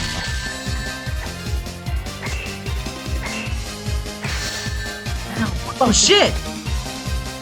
Reigns, please! Yes, thank you! There we go. Beat their ass! Beat their ass! Yeah! Yeah, it's so toxic. That might be more That might be more toxic than Fang's winning animation. Because I just stopped you with Knuckles' Air Force Ones. I'm gonna shoot you. You better not. Just use your barrier, you'll be fine. No. Do what I didn't do. Use your barrier. See? You just gotta time it properly. Bing! Ow. Damn it. Aw, close. Shit! Replay is crazy. Damn it! Whoa, whoa. That's what I get for streaming the game from an SD card! And maybe next time somebody else should host. Ah! We got uppercuts so hard. We actually do have uppercuts. I mean, Rain's got that good European internet. Maybe he can host next time. EU head's got good internet and good healthcare. Like, oh my god, it's not fair. It's actually not fair. No! And no red 40 in their food. Wait, what the fuck's that supposed to mean? Red 40 is like a dye that's like kind of bad for you. Like a food dye that's like not exactly good for you. I'm saying their food is healthier, Nebz. I mean, I agree. God. I think I'm starting to figure it out. He is starting to believe. We're not doing this, are we? Yes, we are! Yes, we are! Coughing baby versus coughing baby. Shut up! We have guns! Yeah. Fine. Unstoppable force meets immovable object. There we go. Oh shit! Damn. It's not even a game about fighting anymore. It's just a shoot off. No! No!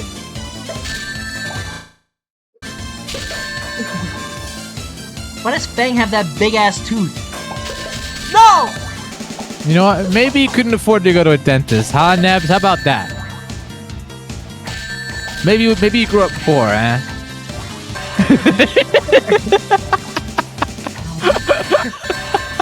No, I want a rematch. Oh. I think. Oh. I want a rematch. Ooh. I think I figured this out. I figured this out. I want a rematch. Oh really? W net play, guys. Oh, there we go. Oh my. You Yes, bounced rematch. on it. Thank you. Mummy! This makes absolutely no sense. I hit my mummy. Fuck! No! He's shooting faster than I am! Wait, who's who again? I forgot. I'm Grey Fang. Oh, okay. Alright. And Reigns is Real Fang. Got my ass beat. No! No! Matter of fact, it's... No! No!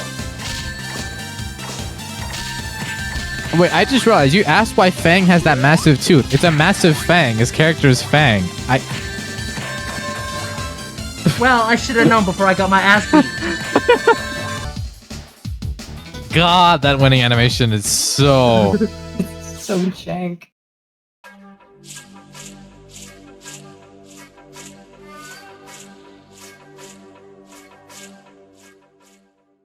On Devil's Night in Detroit, a crow taps on the grave of a man who was shot and thrown out the window. He is revived and soon remembers that a year before, he and his fiancée were beaten, slaughtered, and worse. The man, Eric Draven, chooses to get his revenge.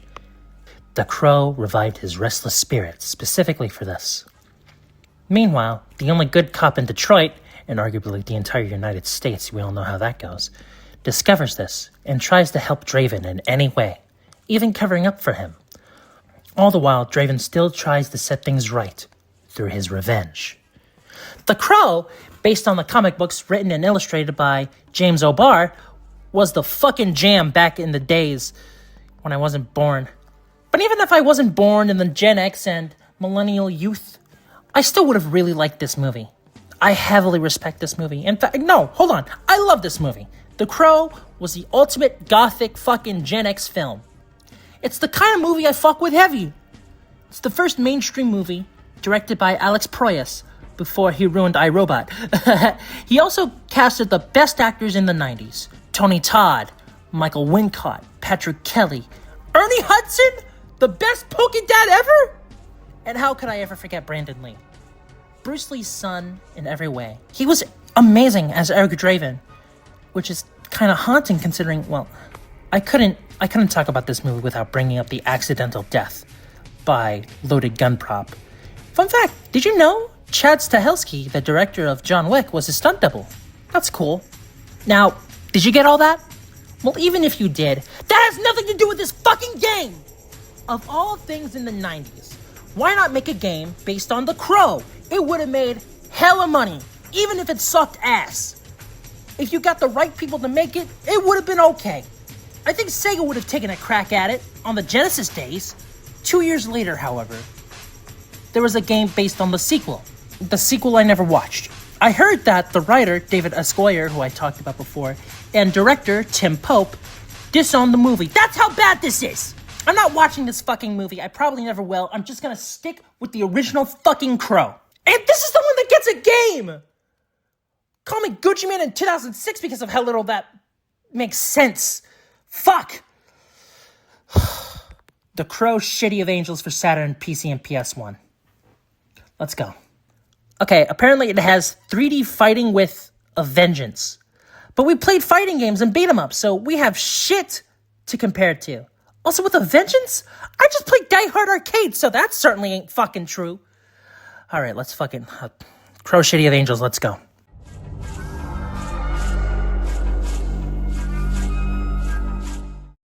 Alrighty. Now we apparently see the backstory of the protagonist of the film, Ash Corvin. Not Eric Draven because Brandon Lee fucking died.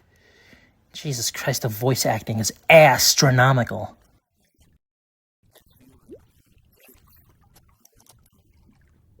Him and his son Danny were killed, and we are told the backstory of the Crows series. Like I said before, I never saw the sequels or the remake for that matter. I only watched the original film for this review because I was like, holy shit, this looks cool. Okay, so that's my player character, Ash Corvin.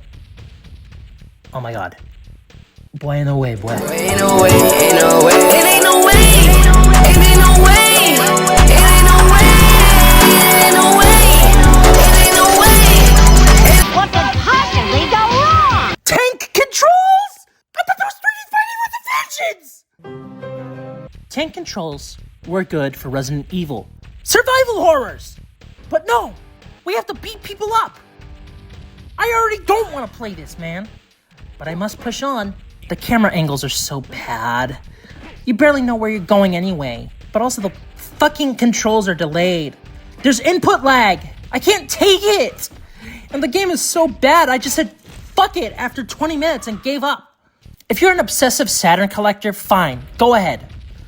But if you're a normal person, don't get this fucking game. This game sucks dick and balls. It's dick and balls everywhere. Oh my god. Buy the other games I talk about. Coming up next, a real horror treat. Fuck the crow. This is Enemy Zero, goddammit.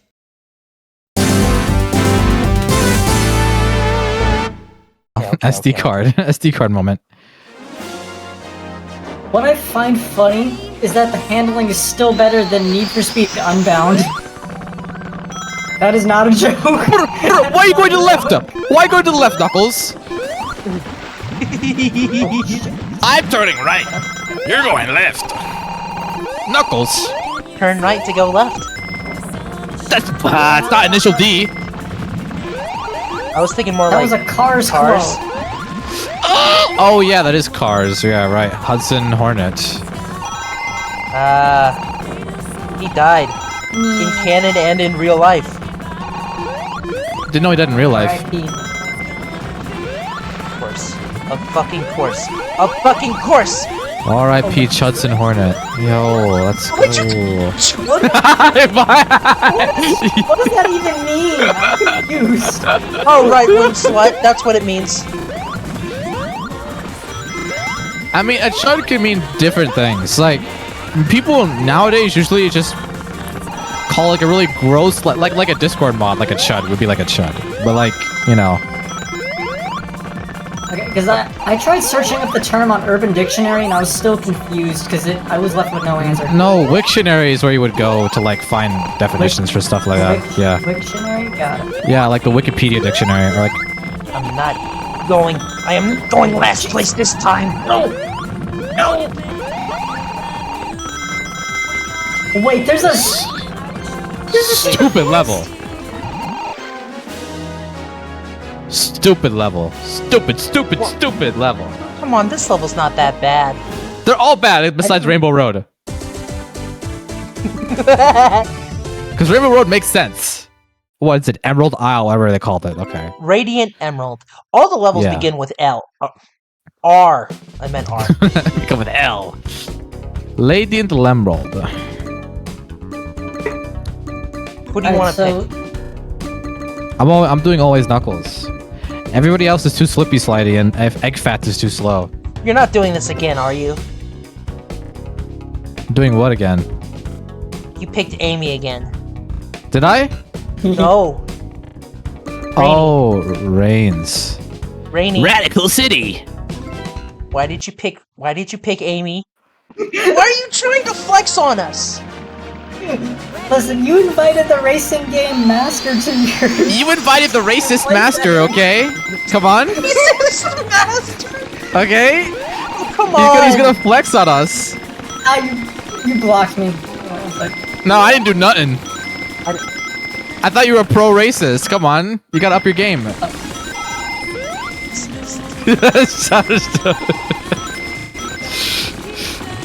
Just give me a little bit. Shit! I shouldn't say anything!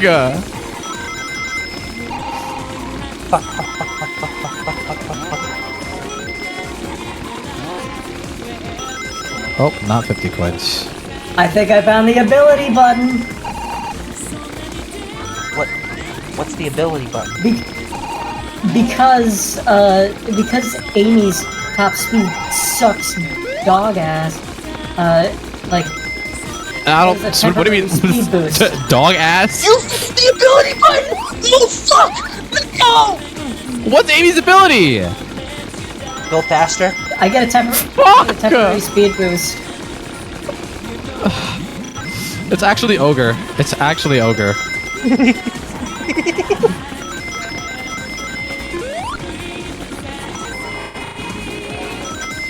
Oh god. Cost rings. No, it doesn't. I hate going in the water. It doesn't Oh my actually God. cost rings. No, it's just temporary. Fuck! Yes!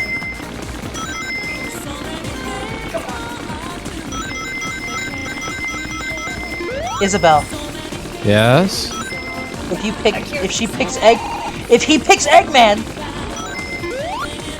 No, I don't want to think about it. I don't want to think about that. I don't want to think about that. No. I don't want to think about that. he found the ability button. What the fuck? I just realized B was accelerate. B is reverse. I've been just walking the whole time. Nah, B is accelerate, bro. I've been just walking the whole time. This one I've lost. I will admit I lost this one. You're second. I'm third. Okay. I bottom fragged. Finally, Nebz sweep. Shut up. Shut your mouth.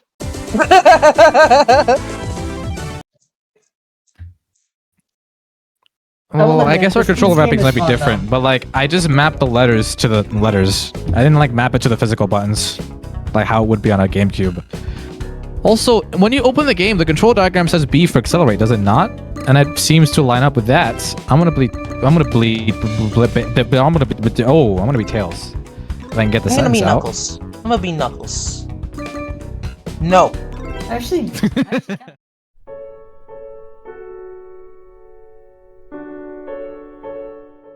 This is the story of one man, an auteur of video games who appeared out of nowhere, created some of the best experiences in gaming, and then left this world without a care in the world.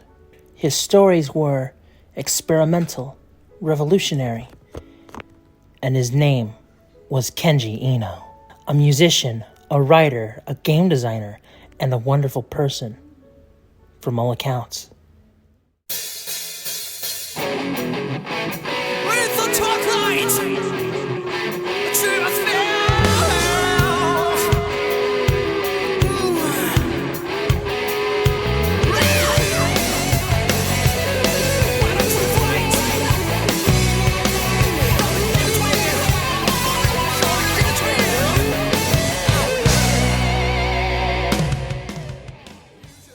Kenji Eno started out making games for Interlink before leaving to form his own company, EIM. It's kind of like EMI, but it died faster. The company worked on games like Parallel World and the infamously canceled Superman/Sunman before closing the company to form Warp, just to be a lot more experimental. Apparently he was sick of doing licensed games all day, so, you know. Warp's big break came when Eno made a game for the 3DO. A game that would change the landscape of the industry as a whole. For better and for worse. D. Yeah. Also known as D's Diner. The best game on the 3DO, second to Gex. It was also published for the Sega Saturn, and I did play it for this video, but I didn't review it. And to make a long story short, it's good. Not great, but, you know, I'm not really a big fan of these kinds of games. So, yeah, it was freaky. It was fucking scary as shit. I really don't play scary games. The music by Kenji Eno is especially good. He is a magnificent composer. I think one of the arrangers commented on YouTube about how he was wonderful to talk to. You feel me? The fucking staff roll theme goes so hard. For a fucking ambient horror game, it's like a fucking Crush 40 song. However, I don't think is his biggest break. I think the game we're gonna talk about is. After frustrations with Sony over copies of the amount of copies Sony would press for the game, I think I heard one of the developers at Warp say that Kenji Eno beat up a Sony executive, beat the shit out of him, sucked that motherfucker square in his jaw. But yeah, after all that, Kenji Eno decided to dramatically publish all the games going forward to Sega consoles. He went to a fucking Sony press conference. All the fucking audience were like Sony executives or like journalists and shit. And Kenji Eno went up to the stage. hey, I'm gonna make this game, and look at what console it's gonna be on. The PlayStation, right? Nope! Saturn, bitch! I'm going to the Saturn! He announced this game, and it is the fucking best Saturn horror game I've ever played. Enemy Zero.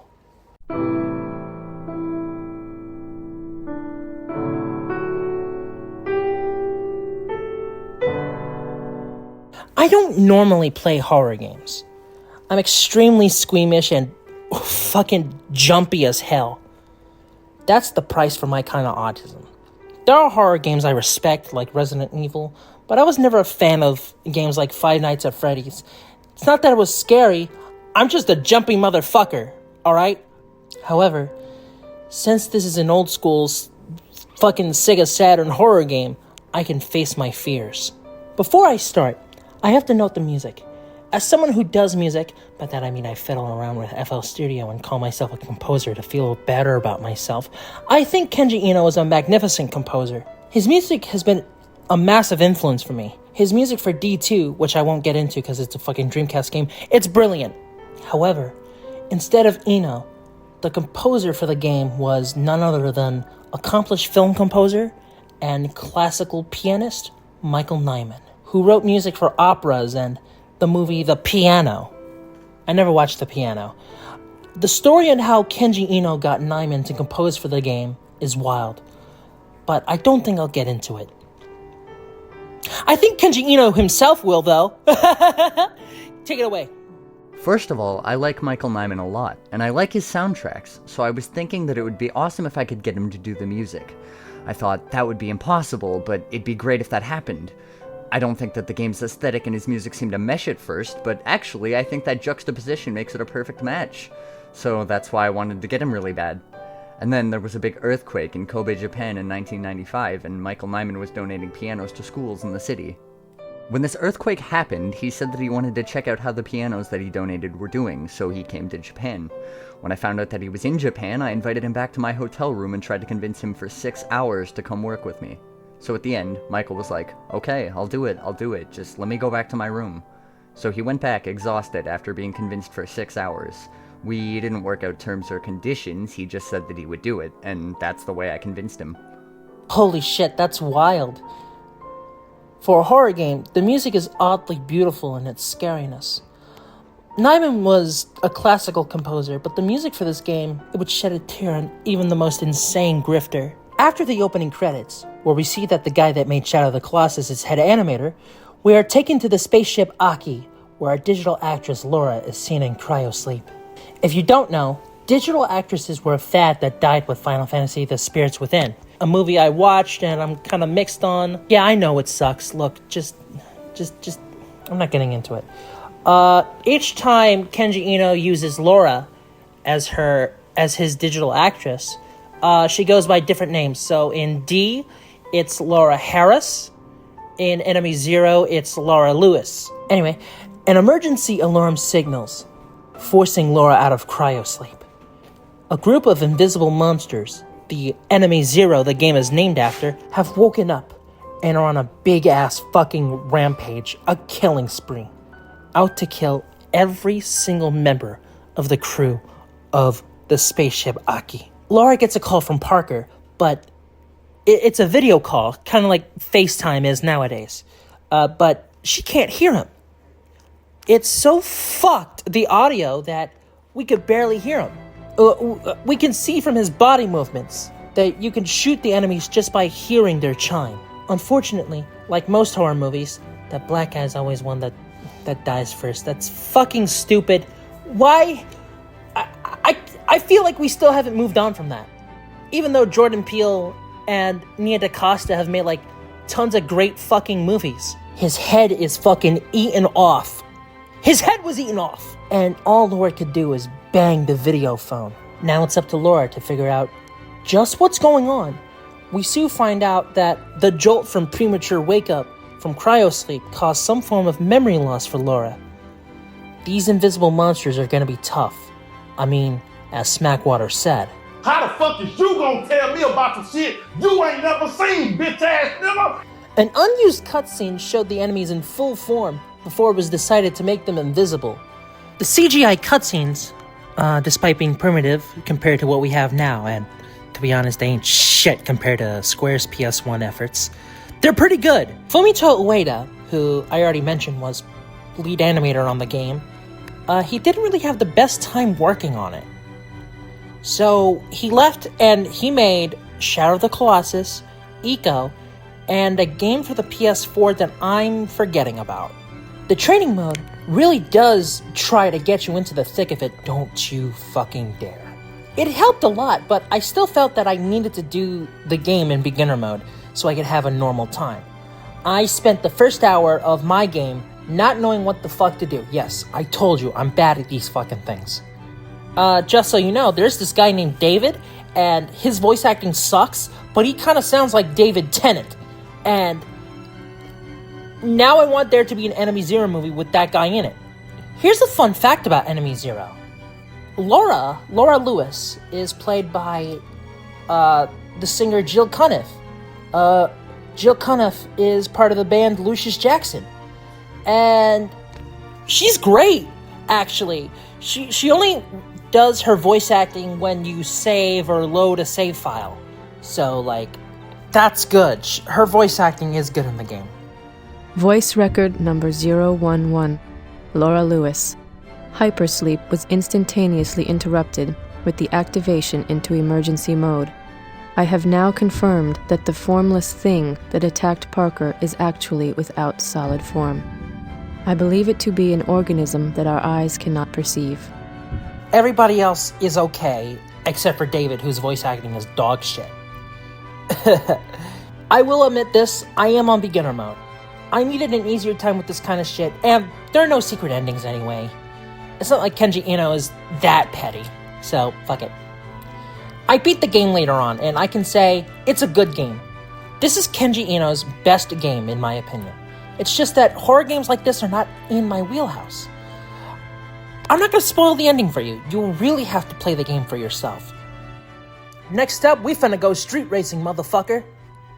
Actually, I don't know if this game has any street racing. It's Need for Speed!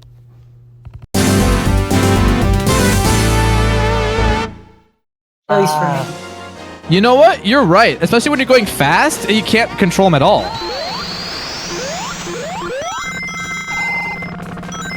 I'm fast. Oh, and now I'm off the map. That's really cool.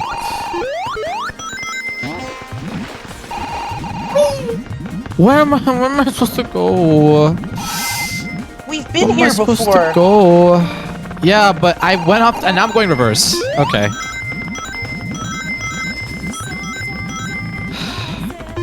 I can't wait to play Sonic the Fighters. Why, so you can beat my ass? Yes! And then also I don't have to worry about going off the map in Sonic the Fighters. And also I'm not confused about where to go because we're in a boxing ring. We are in a boxing ring. Where am I? Where am I? What the fungus? Okay. Fuck.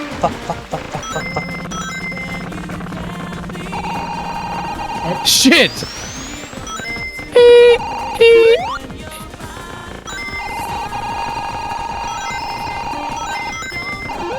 Wait, am I stupid? I don't ever want to hear a fucking skidding noise again. Yeah, no, that was horrific. Oh, I just figured. Oh, yes!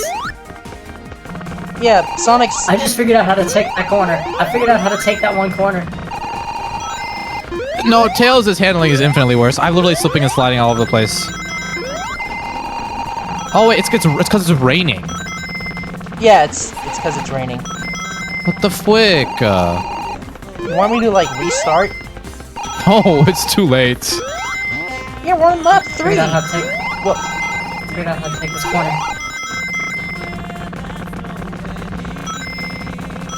I forgot to do this. I have like no idea where to go. I figured out how to take the corner. Let's go.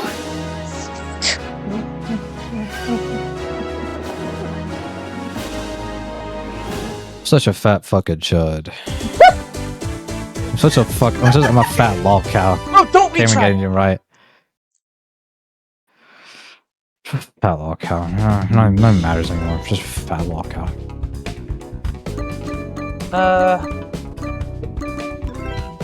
No, I didn't want to pick. Oh, fine. I'm picking Sonic. All I Sonic guess. challenge? All Sonic challenge. Oh, we can't no, do that. actually. We can't do that. That's lame. Don't even think about it. Do it. Do it. Do it. Well, at least you didn't pick Eggman again. Freaking egg terrorist. Okay, don't be Eggman. Terrorist! Alright. I mean, is it really an act of domestic terrorism to piss on the moon? Yo, these spin It's an dashes act suck. of worldwide terrorism! Actually, yeah, that does make a little bit more sense. Fuck!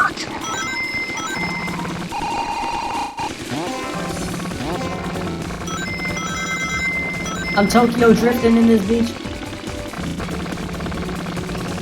Holy shit, Izzy, you're first. Don't even. No! No! Not anymore. Not anymore. I'm third. I'm second. Actually. Yeah, you're second.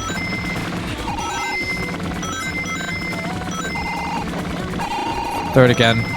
You only I'm such a fat log cow. I don't even know that anymore.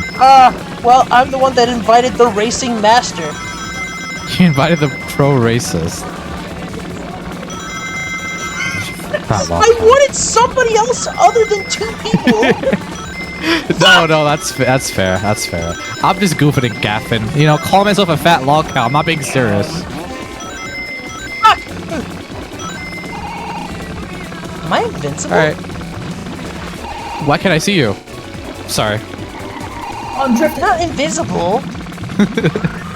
That's the joke! I hit a wall. There we go. Now I'm in the right spot.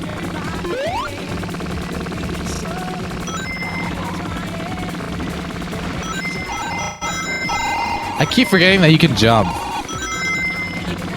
You can jump. You can double jump as Sonic. I just keep holding down the B button and I forget to jump. That's a sign. That's a sign, no! No! Whoa. That's a I'm wall. not losing to Amy. I'm not losing to Amy. I'm not losing to Amy. I'm not losing to Amy. Shut up! I fell! I am losing to Amy. I am losing to Amy. I am losing to Amy. What do you mean? I'm third place! I'm third, actually. What are you talking about? Fuck. Look at how far back I am. Not by much. Right.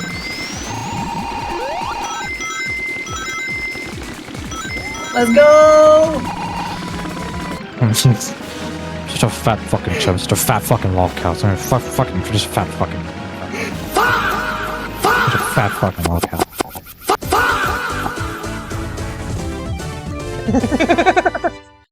Am I overstimulating you? Such a fat fucking log cow. Just a fat. Oh yeah, there's a... Oh, wow. Oh, my bad. God, Now I I'm really player hope one. I really hope I'm audible in the recording, because if I'm not, it's gonna be a tragedy. Oh no, you are audible! Alright. Alright, I'm player 1 now. I'm player 3 this time. I'm still player 2. Tua. Knuckles' handling is ass.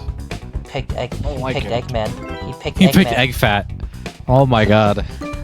Well, Egg chud. and he Sonic knows the R. ability. Okay, I'm gonna do something much different here. I'm going to let somebody else completely take the wheel. This is my friend Rain's Aureole. I call him Rainy. He's getting into reviewing racing games now, and I just gave him the original Need for Speed, so let's give him a round of applause.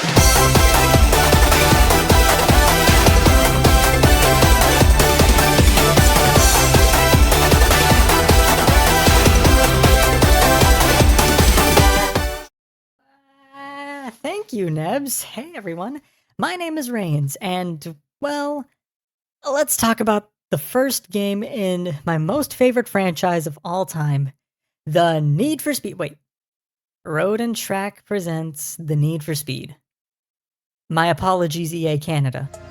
Growing up, it was hard in these streets, You only family with the bar cause it beef, I love my pops cause he's a father to me, and I always love my mom cause she go harder for me, You don't know about how I feel, I gotta keep it real, your nigga riding with that stuff. These niggas want me cause just trapping so I can see it. Developed in 1994 by Pioneer Productions, or EA Canada, 2 years later being ported to the Saturn, this game was a complete game changer for the industry. Most of the other racing game titles mentioned in this video, the cars were fictional and based off of different racing classes or were completely original, but Need for Speed was one of the first games to actually feature licensed cars outside of the Test Drive series. So that was a fucking lie. Now, before I get knee-deep in gasoline and oil, I want to explain that I'm more of a modern Need for Speed enjoyer. Anything before Most Wanted, the Most Wanted, 2005, thank you very much, I haven't played, so take what I say with a grain of salt, as I understand that this was very much a product of its time, and I haven't been as deep into retro games as some others.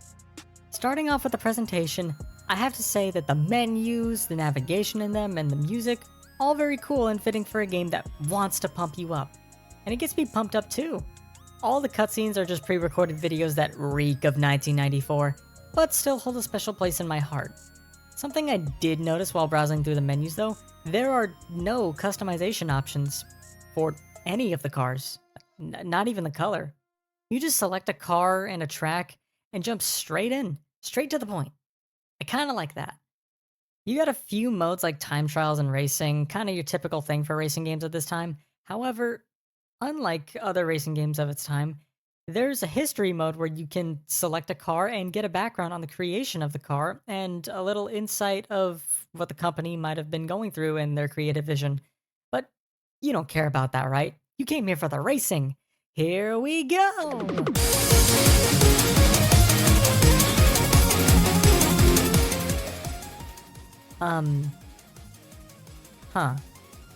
I mean, I know this game came out in 1994, but I thought the graphics would look a bit better. Well, I mean, it might not look as good as Daytona USA. Hopefully the gameplay is good? So the acceleration is good, but I did have to get used to the D-pad steering and the X button for acceleration. The first thing that really sticks out about the handling model is how heavy the steering is, almost like you can't turn at all. I wonder if this was supposed to mimic realism with understeer and high speeds. I did also have to get used to the braking, which is really slow, and mixed with the miserable render distance, I couldn't judge when I had to brake for a corner. Granted, this probably gets better with time and understanding each course, but my time was limited playing this game, so I kinda struggled memorizing braking points. Another thing that was different was that drifting did not exist in this time period, so you had to grip run corners, unlike Daytona where you can clear a hard corner no problem with a drift. As much as anyone else in my shoes would say they dislike this game, definitely because it wasn't keeping a modern audience in mind, I still like the overall vibe in the gameplay loop. Despite my hardships, I still overcame the struggles and managed to succeed even when cars with a higher top speed are present. I loved a challenge, and the fact that this was the first Need for Speed that I came in second place without prior practice, like, it shook me. Because I was supposed to be the racing game king. Like, you can easily see that when I destroyed Nebz and Sonic R with no prior exposure to the game. I'm not first, actually. What? You're not first anymore? Yeah. Oh, what are the fucking odds? What are the odds? What are the odds? What is This is not fair. Quotation mark, :3, quotation mark. Oh yeah, there's also supposed to be police in this game, but they aren't really good. However, it's cool to see cops in Need for Speed. So with the limited time I had to experience this game, I saw a lot of flaws, but I also saw a lot of differences. A breath of fresh air, if you will. Need for Speed in the beginning was always meant to be more simcade instead of purely arcade or simulation. And with the handling model, that instantly became apparent to me. If anything, the game makes me appreciate the foundation of the series I grew up with, and the series that inspired me to be who I am today, outside of the Fast and Furious movies. I'm even more appreciative of the advancements made in later titles that EA had done. Playing the game where it started just made me want to appreciate Need for Speed more than anything, even more than seeing the actual BMW M3 GTR in real life in some ways. But I can't help but be sad knowing that in EA's current state, I might not get another Need for Speed for a long time. And that I can elaborate on for a long time. However, I'll do that on my own because this is a Nebz video after all, and I can't hog the big screen for too long now. Nebz, bringing this back to you. Thank you, Rains, and thanks for the racing info. I didn't know about all that. You're wrong about one thing though, Rainy. Although this is one of the first racing games to use real cars, the very first is coming up next. It's Sega Rally next. Okay. Is the Saturn burger? This Traveler is Sonic. Tale. This is Sonic 3D Blast. This is one of my favorite Sonic games, so. Because I've only ever played the Genesis version. Oh, you didn't play the director's cut? Nope. I've only ever played the one version. It's a fan game by one of the programmers of Sonic 3D Blast. What the fuck was that? A strong enemy just spawned right behind me and I have no health to deal with it. I mean, I am still recording us. You watching me playing Sonic games. Like this one. Please load. Damn, this fucking boss. Oh good, it loaded. Ass. I'm using the Sega 3D controller. Oh my god, this game does really good on Saturn. For those who don't know, Rainy over here is playing, what is it, Undertale Yellow? Undertale Last Breath. I just think Sam's boss fight on crack. This game technically has the introduction of the homing attack. With the yellow shield. The worst part about this version, there's no save feature, there's no password system. Shitting hell, bro. I never played the game long enough really to have to deal with that issue. Hi, Knuckles. Isn't this literally just the Sonic 2 minigame? But it's good. The Sonic 2 version was also pretty good.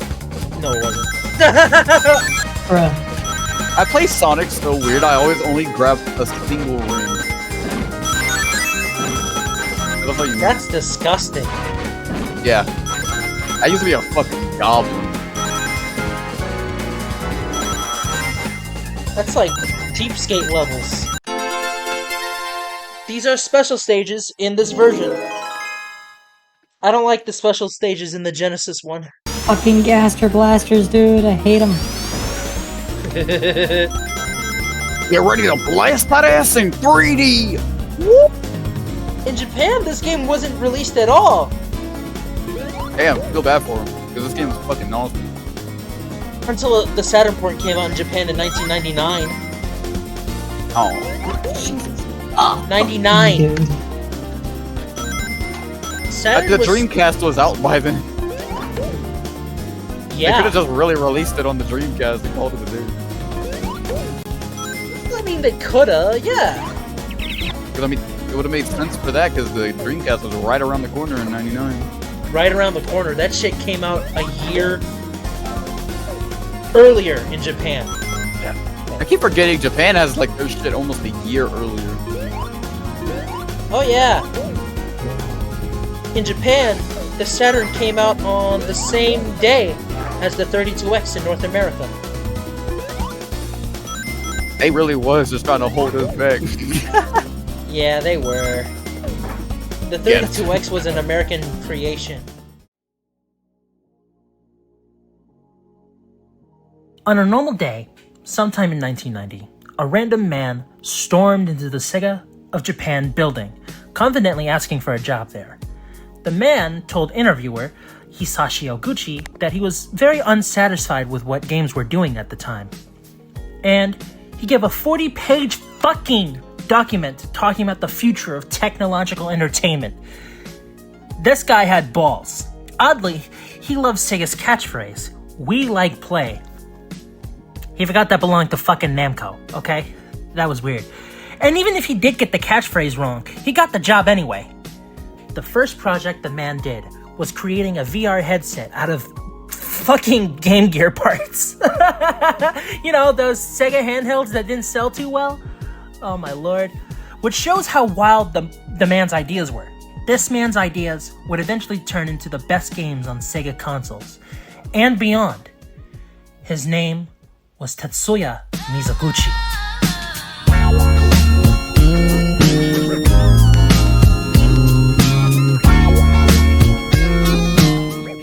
Mizuguchi, who I will call Miz every now and then, was given his first official project, a VR amusement game called Megalopolis, Tokyo City Battle. The game is most known for featuring none other than Michael Jackson. Can you settle this whole thing? He did contribute in some way to Sonic 3's soundtrack, right? I think so. Do you know how much? I don't know. That was not my project. It goes to show that Miz uses his connections well. Then, his next project was a brand new racing game. After Daytona USA was a huge success, Sega wanted their AM3 division to create a racing game. Miz, who had been assigned to that team, wondered what kind of racing game it would be, because he wanted it to be a different counterpart to Daytona. Then, he saw a rally race on TV. Shit, here we go again. The car brands Toyota and Fiat were initially hell-bent on saying, "Fuck no!" But Mizuguchi gave them a demo tape. It was a CGI thing where rally cars were doing their thing, right? And when they saw it, they were like, "Fuck it, you have it, just go." Here's an interview with Miz talking about this. I went to Toyota and Fiat, and I showed the first demo to them, and they were so surprised. But before that, they didn't want to work with game companies because, no good effects like promotion and publicity. So not so many people outrun them by Ferraris. What? Yeah. Bro, what are you talking about, man? The team on this brand new game included director Kenji Sasaki, who was wandering from Namco to Sega one day when he got the job. He previously developed Ridge Racer and was one of the few people in the team who had experience in game development. Another person who had experience was one Sohei Yamamoto. He was a programmer who previously worked on Star Wars Arcade, which I never got to talk about because it's not a Saturn game, and the arcade version of Michael Jackson's Moonwalker. There was also Kumiko Shoji, who would later marry Kenji Sasaki, I think sometime in the 2000s, I could be wrong, but that's neither here nor there. Kumiko Shoji is pretty good. Kenneth Ibrahim, an American programmer at Sega of Japan, was the voice of the Navigator. Ken's first project was a Sonic-themed ride at Joy Police that got canceled. You actually see it in Sonic Jam when you go to unreleased animation, I think. It was pretty good. It looked nice. Eggman fucking dies. Takenobu Mitsuyoshi returned to do the music for this game. Oh yeah, the name was going to be completely different. It was going to be called Pacific Coast Rally. But then, it became none other than Sega Rally Championship.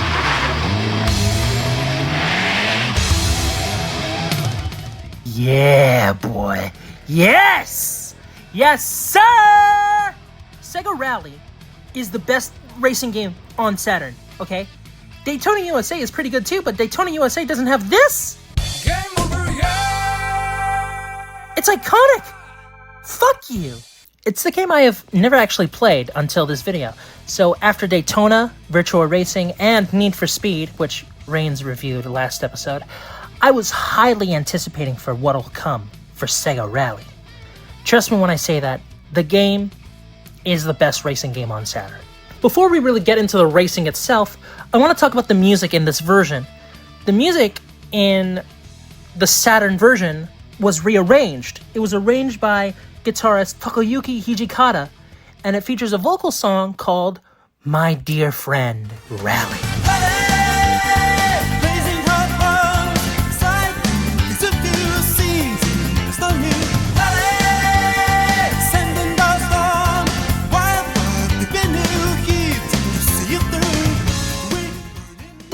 crazy because it has English lyrics by Miz and Kenneth Ibrahim, as well as vocals by Japanese singer Naoki Takao.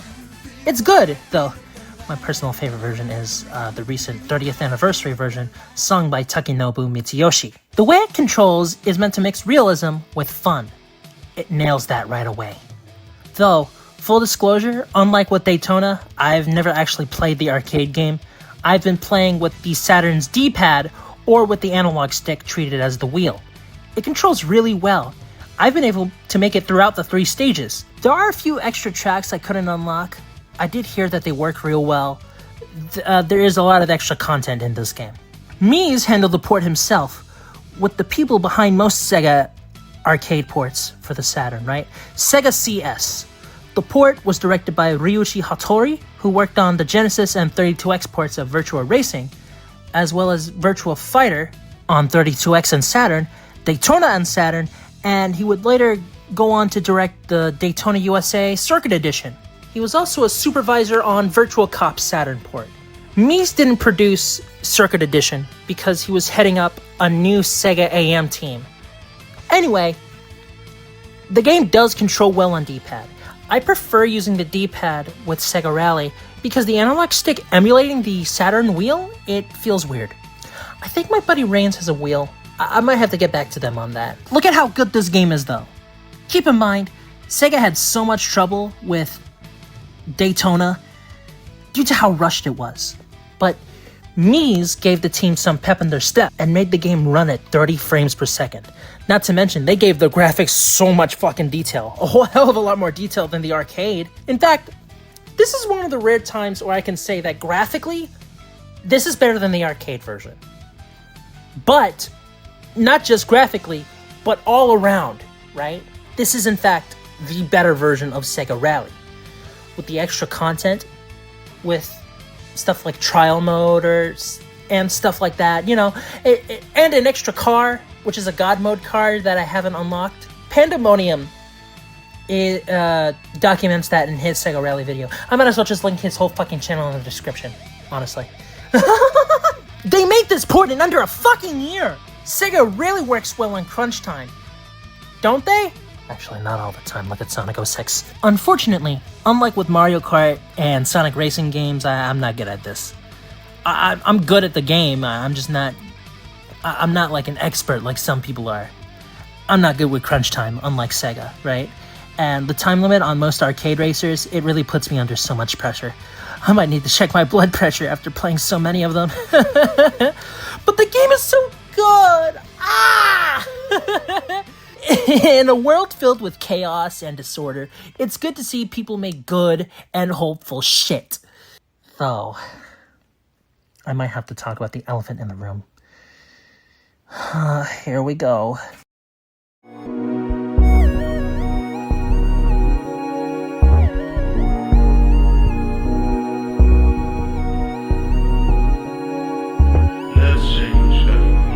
I'm on this earth by myself, fighting with my demons. Niggas speak up on my problems, but don't know the reasons. Niggas say that they gon' rob and switch up like the seasons. They gon' hate, say I cap, these niggas be tweaking. I've been all up in the streets and now my team be eating. We just tryna make $1, but the cops don't see it. Put passion in my music, wish my grandma seen this. I'm way too hard, you niggas soft just like a Tempur-Pedic. I put passion in my music, wish my grandma seen this. I'm way too hard, you niggas soft just like a Tempur-Pedic. Like a Tempur-Pedic. I was that kid who they laughed at, no one wanted to play. But now I'm bossing in these streets and niggas want my place. I don't trust no one, these niggas and bitches be so fake. It's crazy how someone could lie to you straight in your face. Used to be stuck in the dark, I couldn't find a way. Started praying to God, hoping he'll listen someday. I love my mama, hope that she could live to see the day when I make thousands and thousands of people on my stage. I'm trying to make a difference out here like I'm Uncle J. I looked into the mirror and I'm gonna start today. Remember chillin' on Elm Street when we was banging plays. Pray for my grandpa 87 and still lives today. On this earth, by myself, fighting with my demons. Niggas speak up on my problems, but don't know the reasons. Niggas say that they gon' rob and switch up like the seasons. They gon' hate, say I cap, these niggas be tweaking. I've been all up in the streets and now my team be eating. We just tryna make a dollar, but the cops don't see it. Put passion in my music, wish my grandma seen this. Way too hard, you niggas soft just like a Tempur-Pedic. Walking alone in these shoes, gotta keep the thing tucked. They wanna run up on me, they gon' get their brain bust. I'm with Junior Jovi as they on that gang stuff. My youngins wildin', they'll make you give your chain up. I remember all them days wearing the same stuff. If I can go way back, so many things that I would change up. I lost my grandma, then my brain, I almost gave up. I kept asking Jesus, why the fuck he hate us? He keep taking us away like life ain't what he gave us. Life ain't really what it seems, it's rearranged up.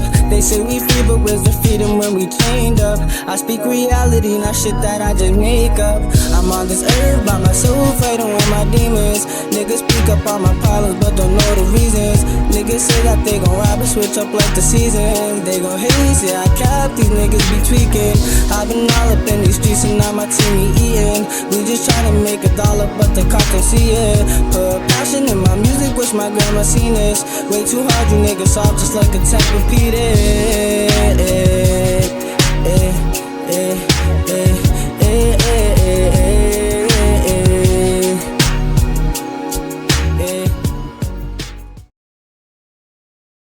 Remember when I said I was done talking about Sonic? Well, no. I lied. Pretty intentionally, actually.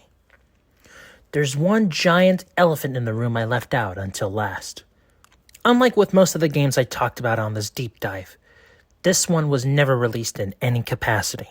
In game development, there are people who are rushed. The ones who get ill, and the ones who never get to see their game out into the world. They're different, but they can be equal in some way. These are their stories. 1994. Sonic 3 was a huge success in North America. Yeah, it was.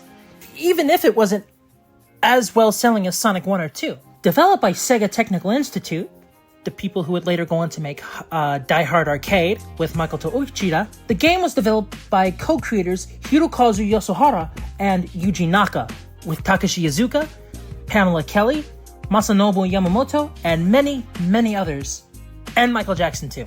In October of the same year, Sega collaborated with MTV for a Sonic tournament. In Alcatraz! Yes! This means that I can technically say that Yuji Naka kidnapped kids and sent them to Alcatraz so that they can play Sonic & Knuckles. This was meant to promote Sonic & Knuckles, which was the second half of Sonic 3, released later in the year. The special was hosted by Daisy Fuentes, she's not related to Nick Fuentes, thank God, and Bill Bellamy.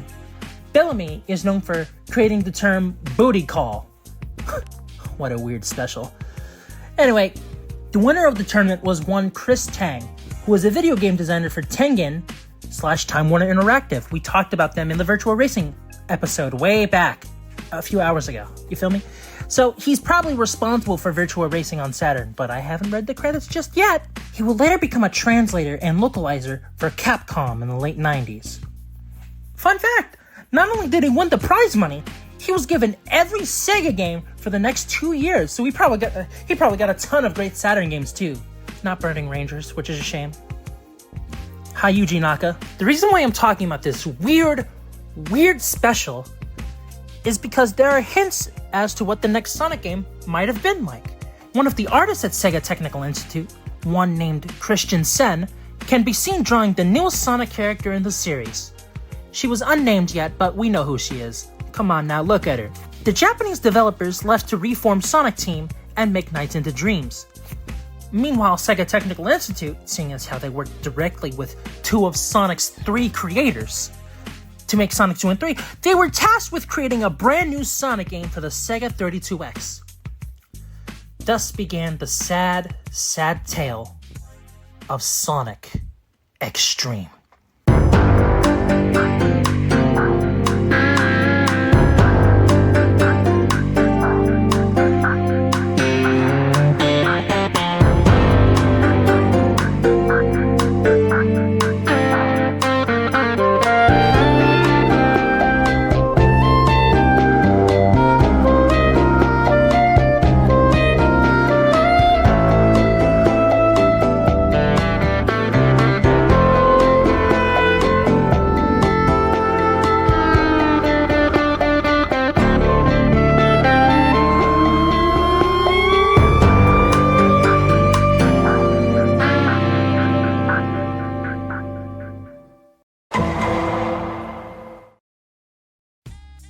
This wasn't the first Sonic game they made on their own, as they made Sonic Spinball, a game set in the Saturday morning cartoon continuity, Sat AM. Boy, I wish Richmond hadn't killed Sally so I could see in her fucking video games. The game was going to be called Sonic Mars, and we'll talk a lot about that pitch in a bit. But another game they tried to make in this continuity was a game called Sonic 16 in late 1993. We have the pitch here. It was designed by Peter... I'm not pronouncing that white-ass name, I gotta be honest with you. Anyway, you can see here that it seems to be more of a puzzle game, where you throw rings and there's a spike blast and Sally's there to help you. This would eventually be rejected by Yuji Naka himself. And even though it's not really related to Sonic Mars, there are some ideas from this that would be used in the game, like how it would take place in the Sat AM continuity.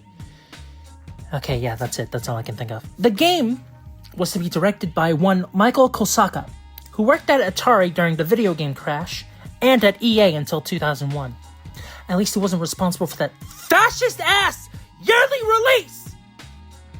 Nonsense! Michael was studying the previous Sonic games and creating the design document for the game. I seem to remember making some 2D side view animations of Sonic at that early stage. My first real artwork consisted of 2 animations demonstrating the game concept. They were flat shaded and looked like actual games in action. I even made a ring counter that incremented when Sonic picked them up. These animations were used to sell the concept to the executives. He would also write the game's story, which will be summarized here.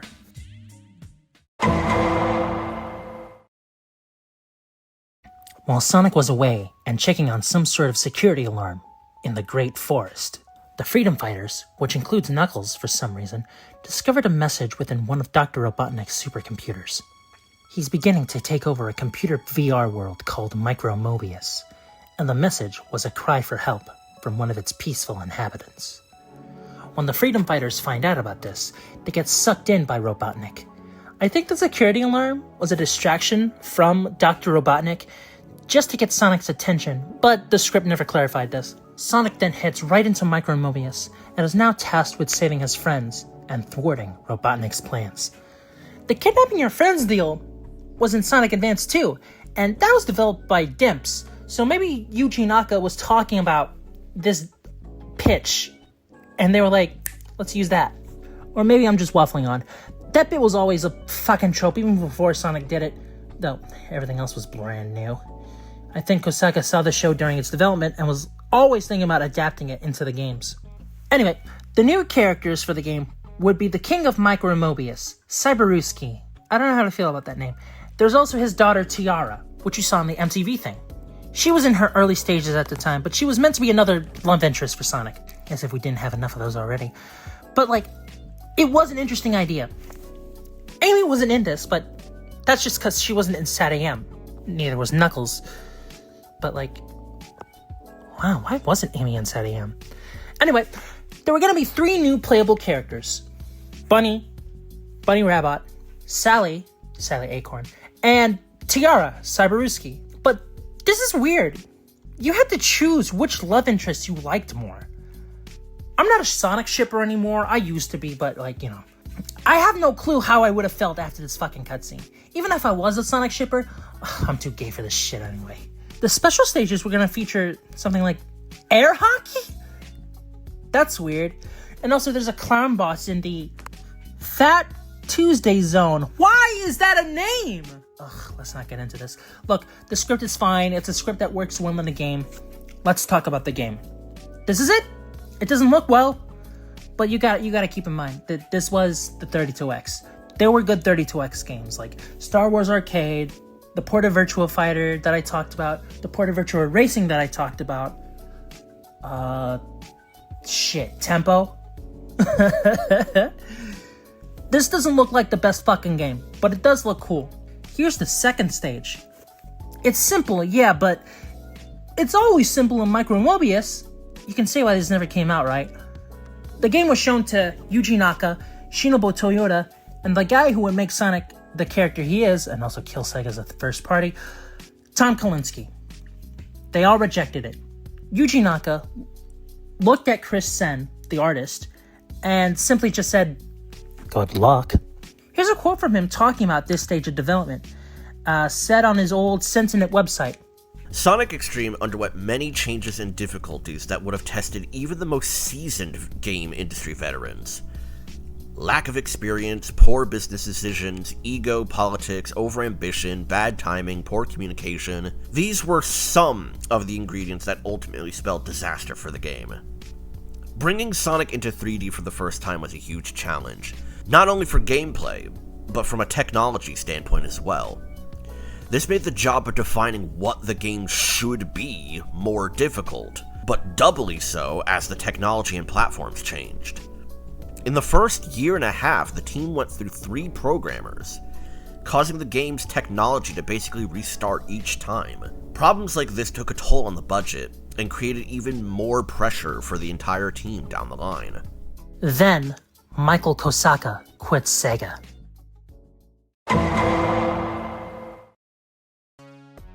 Yes, the director of the game was having internal disputes with STI director Dean Lester, so he just left the project with nobody in charge. I think this put the game on its first foot underground. Christian Sen was eventually put in charge of the project. He originally thought he was going to be a temp director, but he was director for the rest of the game's development. The first thing Sen did was remove the Saturn bit of it. Make it take place squarely in the video game's continuity, but it's such a shame. Other staff on board included Israeli software engineer Ofer Alon, who previously worked on a game for the Mac called Astro Chase 3D. Another programmer, Don Goddard, thought Alon was a dickhead. He was an asshole. He wasn't the easiest to work with, but he was highly talented. Don Goddard, he really only got along with Chris Sen anyway. Then, Sonic co-creator Hirokazu Yasuhara suggested that development move on to the Sega Saturn. Goddard's team thought the system was harder to work with than Alon, but the rest agreed. You don't say no to Sonic's co-creator. Afterwards, Christina Coffin was hired. She, along with programmer Rebecca Heineman, were the first transgender programmers. She's marvelous. Responsible for an engine we'll get to in a minute, but she still works in the industry to this day. In fact, most of the dev team here do. Here's an interview with Christina Coffin when she was working on Battlefield 3 in 2011. Here, she's talking about why the number of female game devs were at 10% at the time. I think part of it is a lack of awareness of what the job is, especially in terms of engineering. People might think that it's very dry, and that there's not a lot of creative outlet going. I actually find it's quite the opposite. Social skills and being able to relate and empathize with people is useful, even for an engineer. I feel like it's still low even today. Well, that's America for you.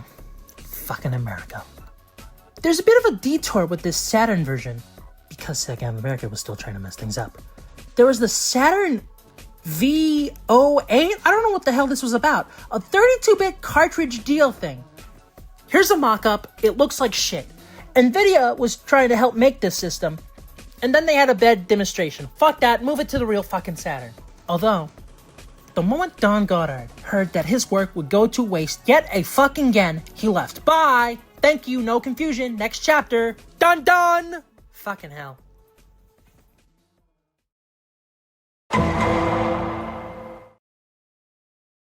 There were 2 dev teams that were gonna make the game. One team was led by Chris Sen and Ofer Alon. They were gonna make the main levels. The other team was led by Christina Coffin, and she was gonna tackle the boss fights using this engine that she carried over from the 32X. Here's the trouble.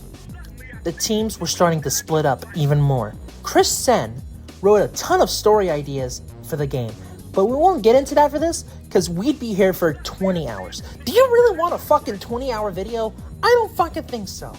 One has Tails and Knuckles getting kidnapped and Eggman cracking the Master Emerald. Wow, that sounds familiar. Another has Eggman fucking warping reality. Another has Sonic and Tiara being poisoned, now named Buboski. What the fuck kind of name is that? And another story has everyone being a fucking dumbass and Eggman again blowing up the fucking Master Emerald, and these stories just suck dick. These stories suck. No wonder he was doing fucking page 1 rewrites. Jesus fucking Christ. King Cyberuski later became Professor Gazebo Buboski. Is that meme real, by the way? Who the fuck names their kid Gazebo? Okay, let's talk about Chris Sen's team for a little bit. The engine was developed by Aureole, and it looked really cool. It ran on PC and Mac well enough. And then they tried to port it over to the Sega Saturn. It was less than ideal. It dropped frames and it was kind of ass. Then Sega management decided to get a team called Point of View. More like, point of view, you're seeing dumb motherfuckers ruin your game. The company was formed by a former Sega Technical Institute technical director. What a tongue twister. His name was Robert Morgan. And they replaced Aureole, who went on to create his own fucking team and stole Chris Sen from Team A. Here's a quote by Chris Sen saying all this shit. Somewhere between 6 to 8 months prior to the project's cancellation, management had investigated outside options to help ensure completion of the game. They chose a company called Point of View. The effort was led by technical director Robert Morgan, one of the original founders of Point of View, without the knowledge of Aureole or Christian Sen. When ready, management brought both Offer and Sen into an office and unveiled their new plans to finish the game. The plan included removing Offer as technical lead on the project and shifting technical control to Robert Morgan, who would lead Point of View. Management presented Point of View's effort on screen, which included a computer monitor with an animating Sonic sprite fixed on screen, a ground plane with a checkerboard texture on it, and a shaded sphere floating in the sky, without interaction of any kind. Yes, there were now 3 fucking teams working on Sonic X fucking Stream. Bars. No fucking wonder this project got cancelled. This is the Point of View demo right here. It fucking sucks. And the developers found this demo insulting. And they were right. In my opinion, Point of View caused Sonic Extreme to die. They put that motherfucker 4 feet more under its own fucking grave. Well, then a Sega of Japan executive demanded that development move to Christina Coffin's Boss engine. Unfortunately, Christina Coffin and Chris Sen had both gotten dangerously ill during these late stages, and it began to take its toll on them. The game was reportedly 80% complete, but we know what will happen.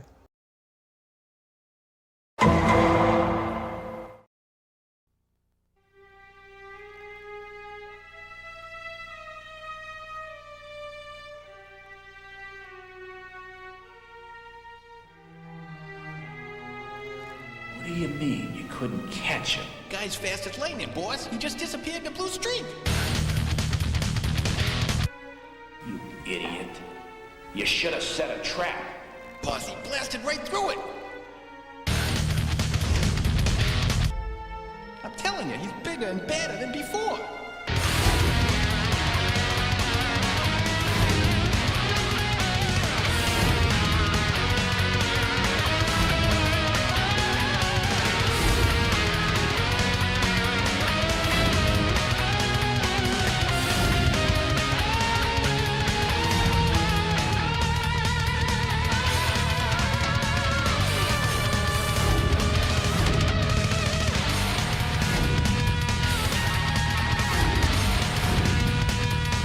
Revolutionary!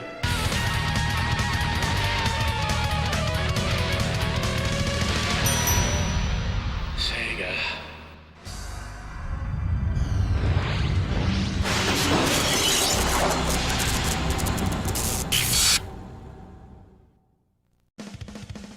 We might as well talk about the playable characters.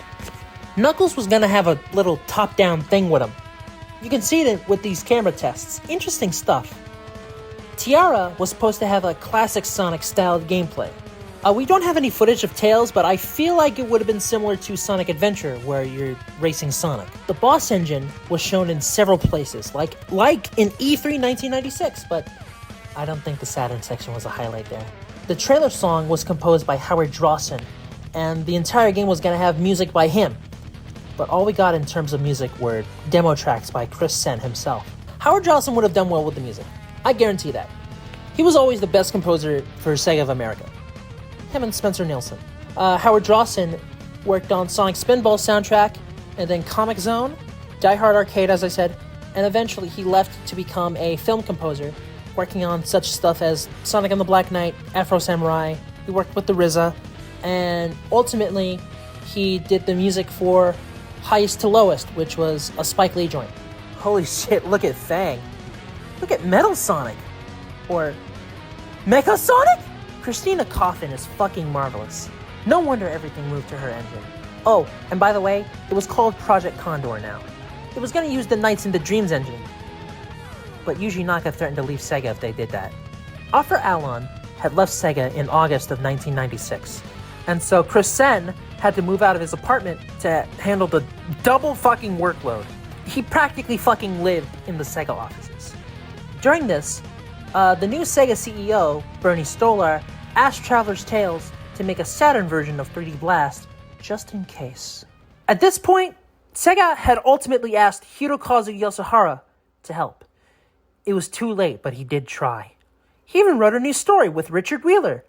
Let's summarize it. After the events of Sonic 3, which Yasuhara was director of, Dr. Eggman got a new Death Egg, and it was a whole heck of a lot bigger than it was before. In fact, it was larger than Sonic's entire solar system. Sonic's world was going to get drawn into the Mecha Doomsday Machine. Sonic had to think faster than ever before.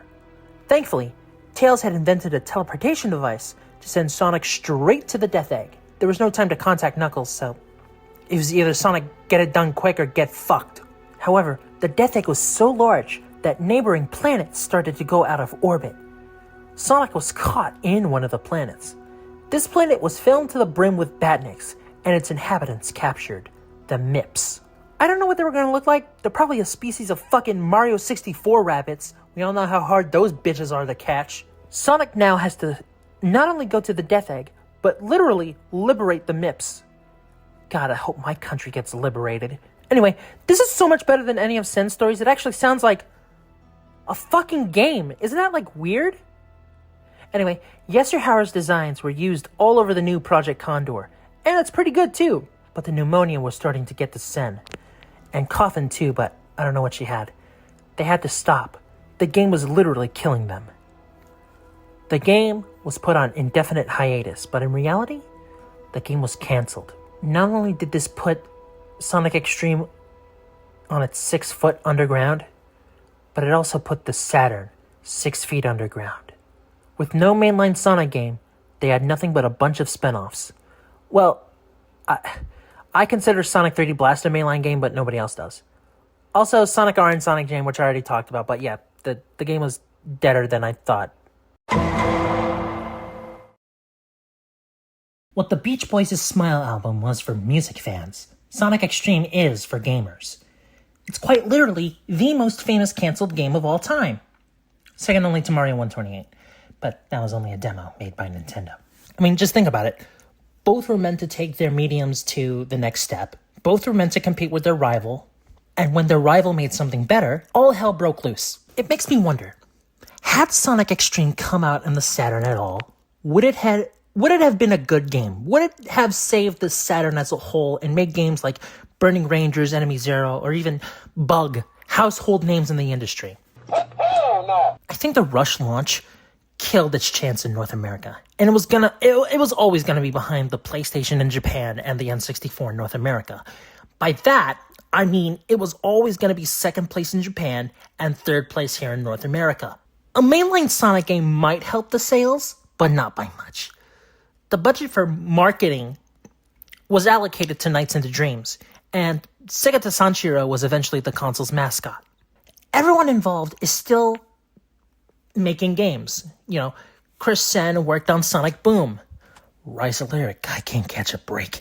Hirokazu Yasuhara left Sega to work at Naughty Dog, and now he works at Unity. He worked on the Jak and Daxter trilogy and Uncharted. Fuck it, right? Christina Coffin's work helped Sonic Team make Burning Rangers, actually. That's really cool. Like I said, best fucking Saturn game of all time. But then she worked at EA. She has a Blue Sky now, so I'd assume she stopped supporting EA's dystopian business practices. Fuck EA. Michael Kosaka worked at EA for a time, just like I mentioned before, but I don't know where he's at now. Producer Mike Wallace just does interviews. I haven't seen him make games in a while. Howard Drawson, who who was going to do the music for the game, he left Sega, and I already talked about Howard Drawson in the Sonic Extreme part of it, you know. I also mentioned that he scored for Spike Lee's latest movie, Highest to Lowest. I love that movie. I think that movie is actually really good. Anyway, the 32X, the add-on for the Sega Genesis, was also responsible for Saturn's failure in the US. Sega genuinely lost fans over it and Saturn's disastrous launch. Dreamcast sold like shit compared to the PS2, and it's unfortunate because that has some great games that I won't get into here. Maybe next time.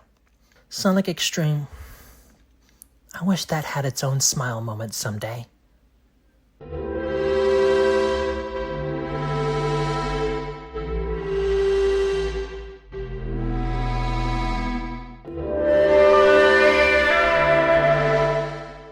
You know, I didn't think I genuinely liked the Saturn when doing this retrospective.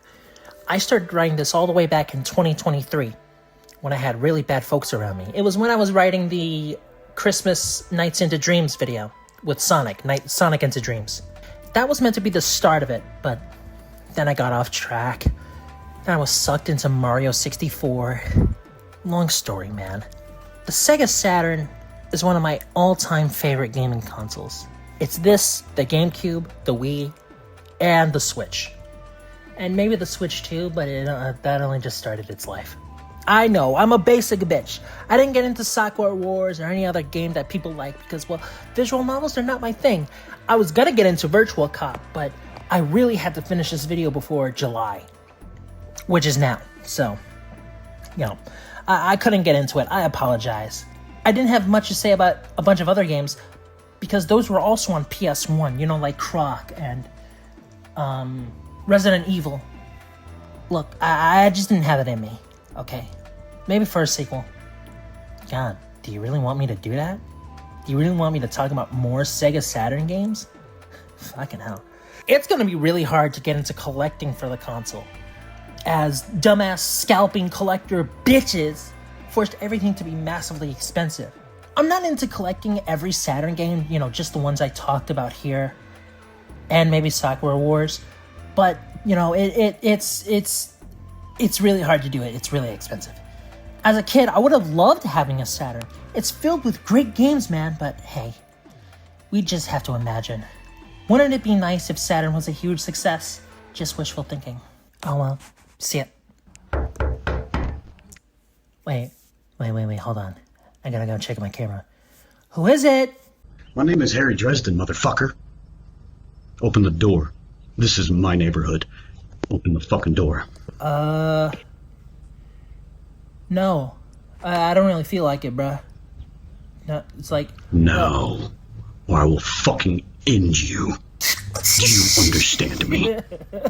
What a dickhead. Alright, I'm gonna have to go. This guy's really harassing me, so, you know, I gotta get my zapper. You know, yeah, later. Alright, I'm coming!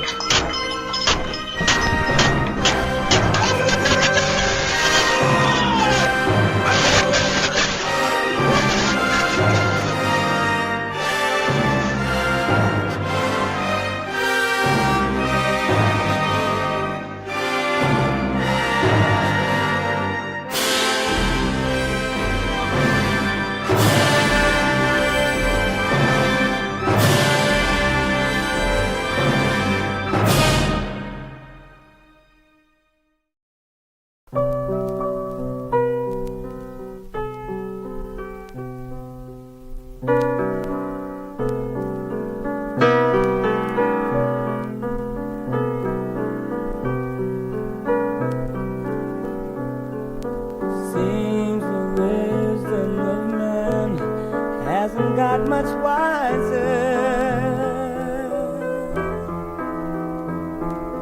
than the very beginning of our time.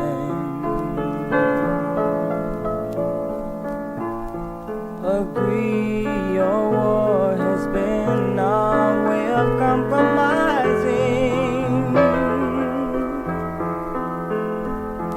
And live and love has become our biggest lie.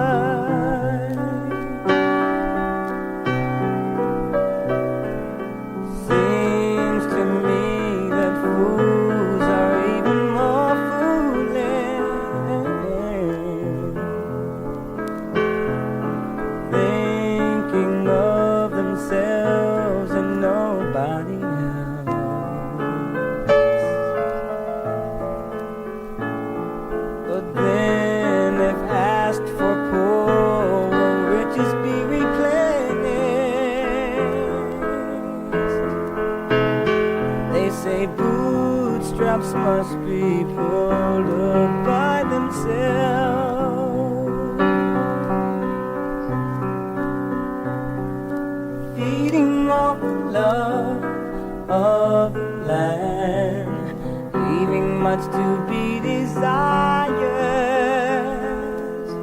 living off the love of the Lord, while the price for life is higher.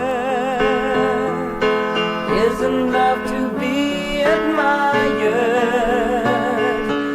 as the good in man expired, stealing all the love and the beauty from the land? I awake each morning to the birds singing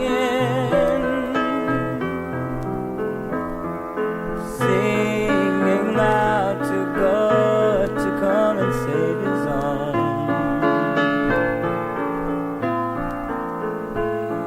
But when throughout the world the cry of love is ringing, is then when he will stop to hear our song. Did you know that when you feel the earth is shaking, it's only Mother Nature with a crying heart? You see, we have taken from Earth for so many ages. Will there be a time where taking stops and giving starts? 'Cause we're feeding off the love of the land, leaving much to be desired, living off the love of the Lord, while the price for life is higher. Isn't love to be admired? Has the good in man expired? Stealing all the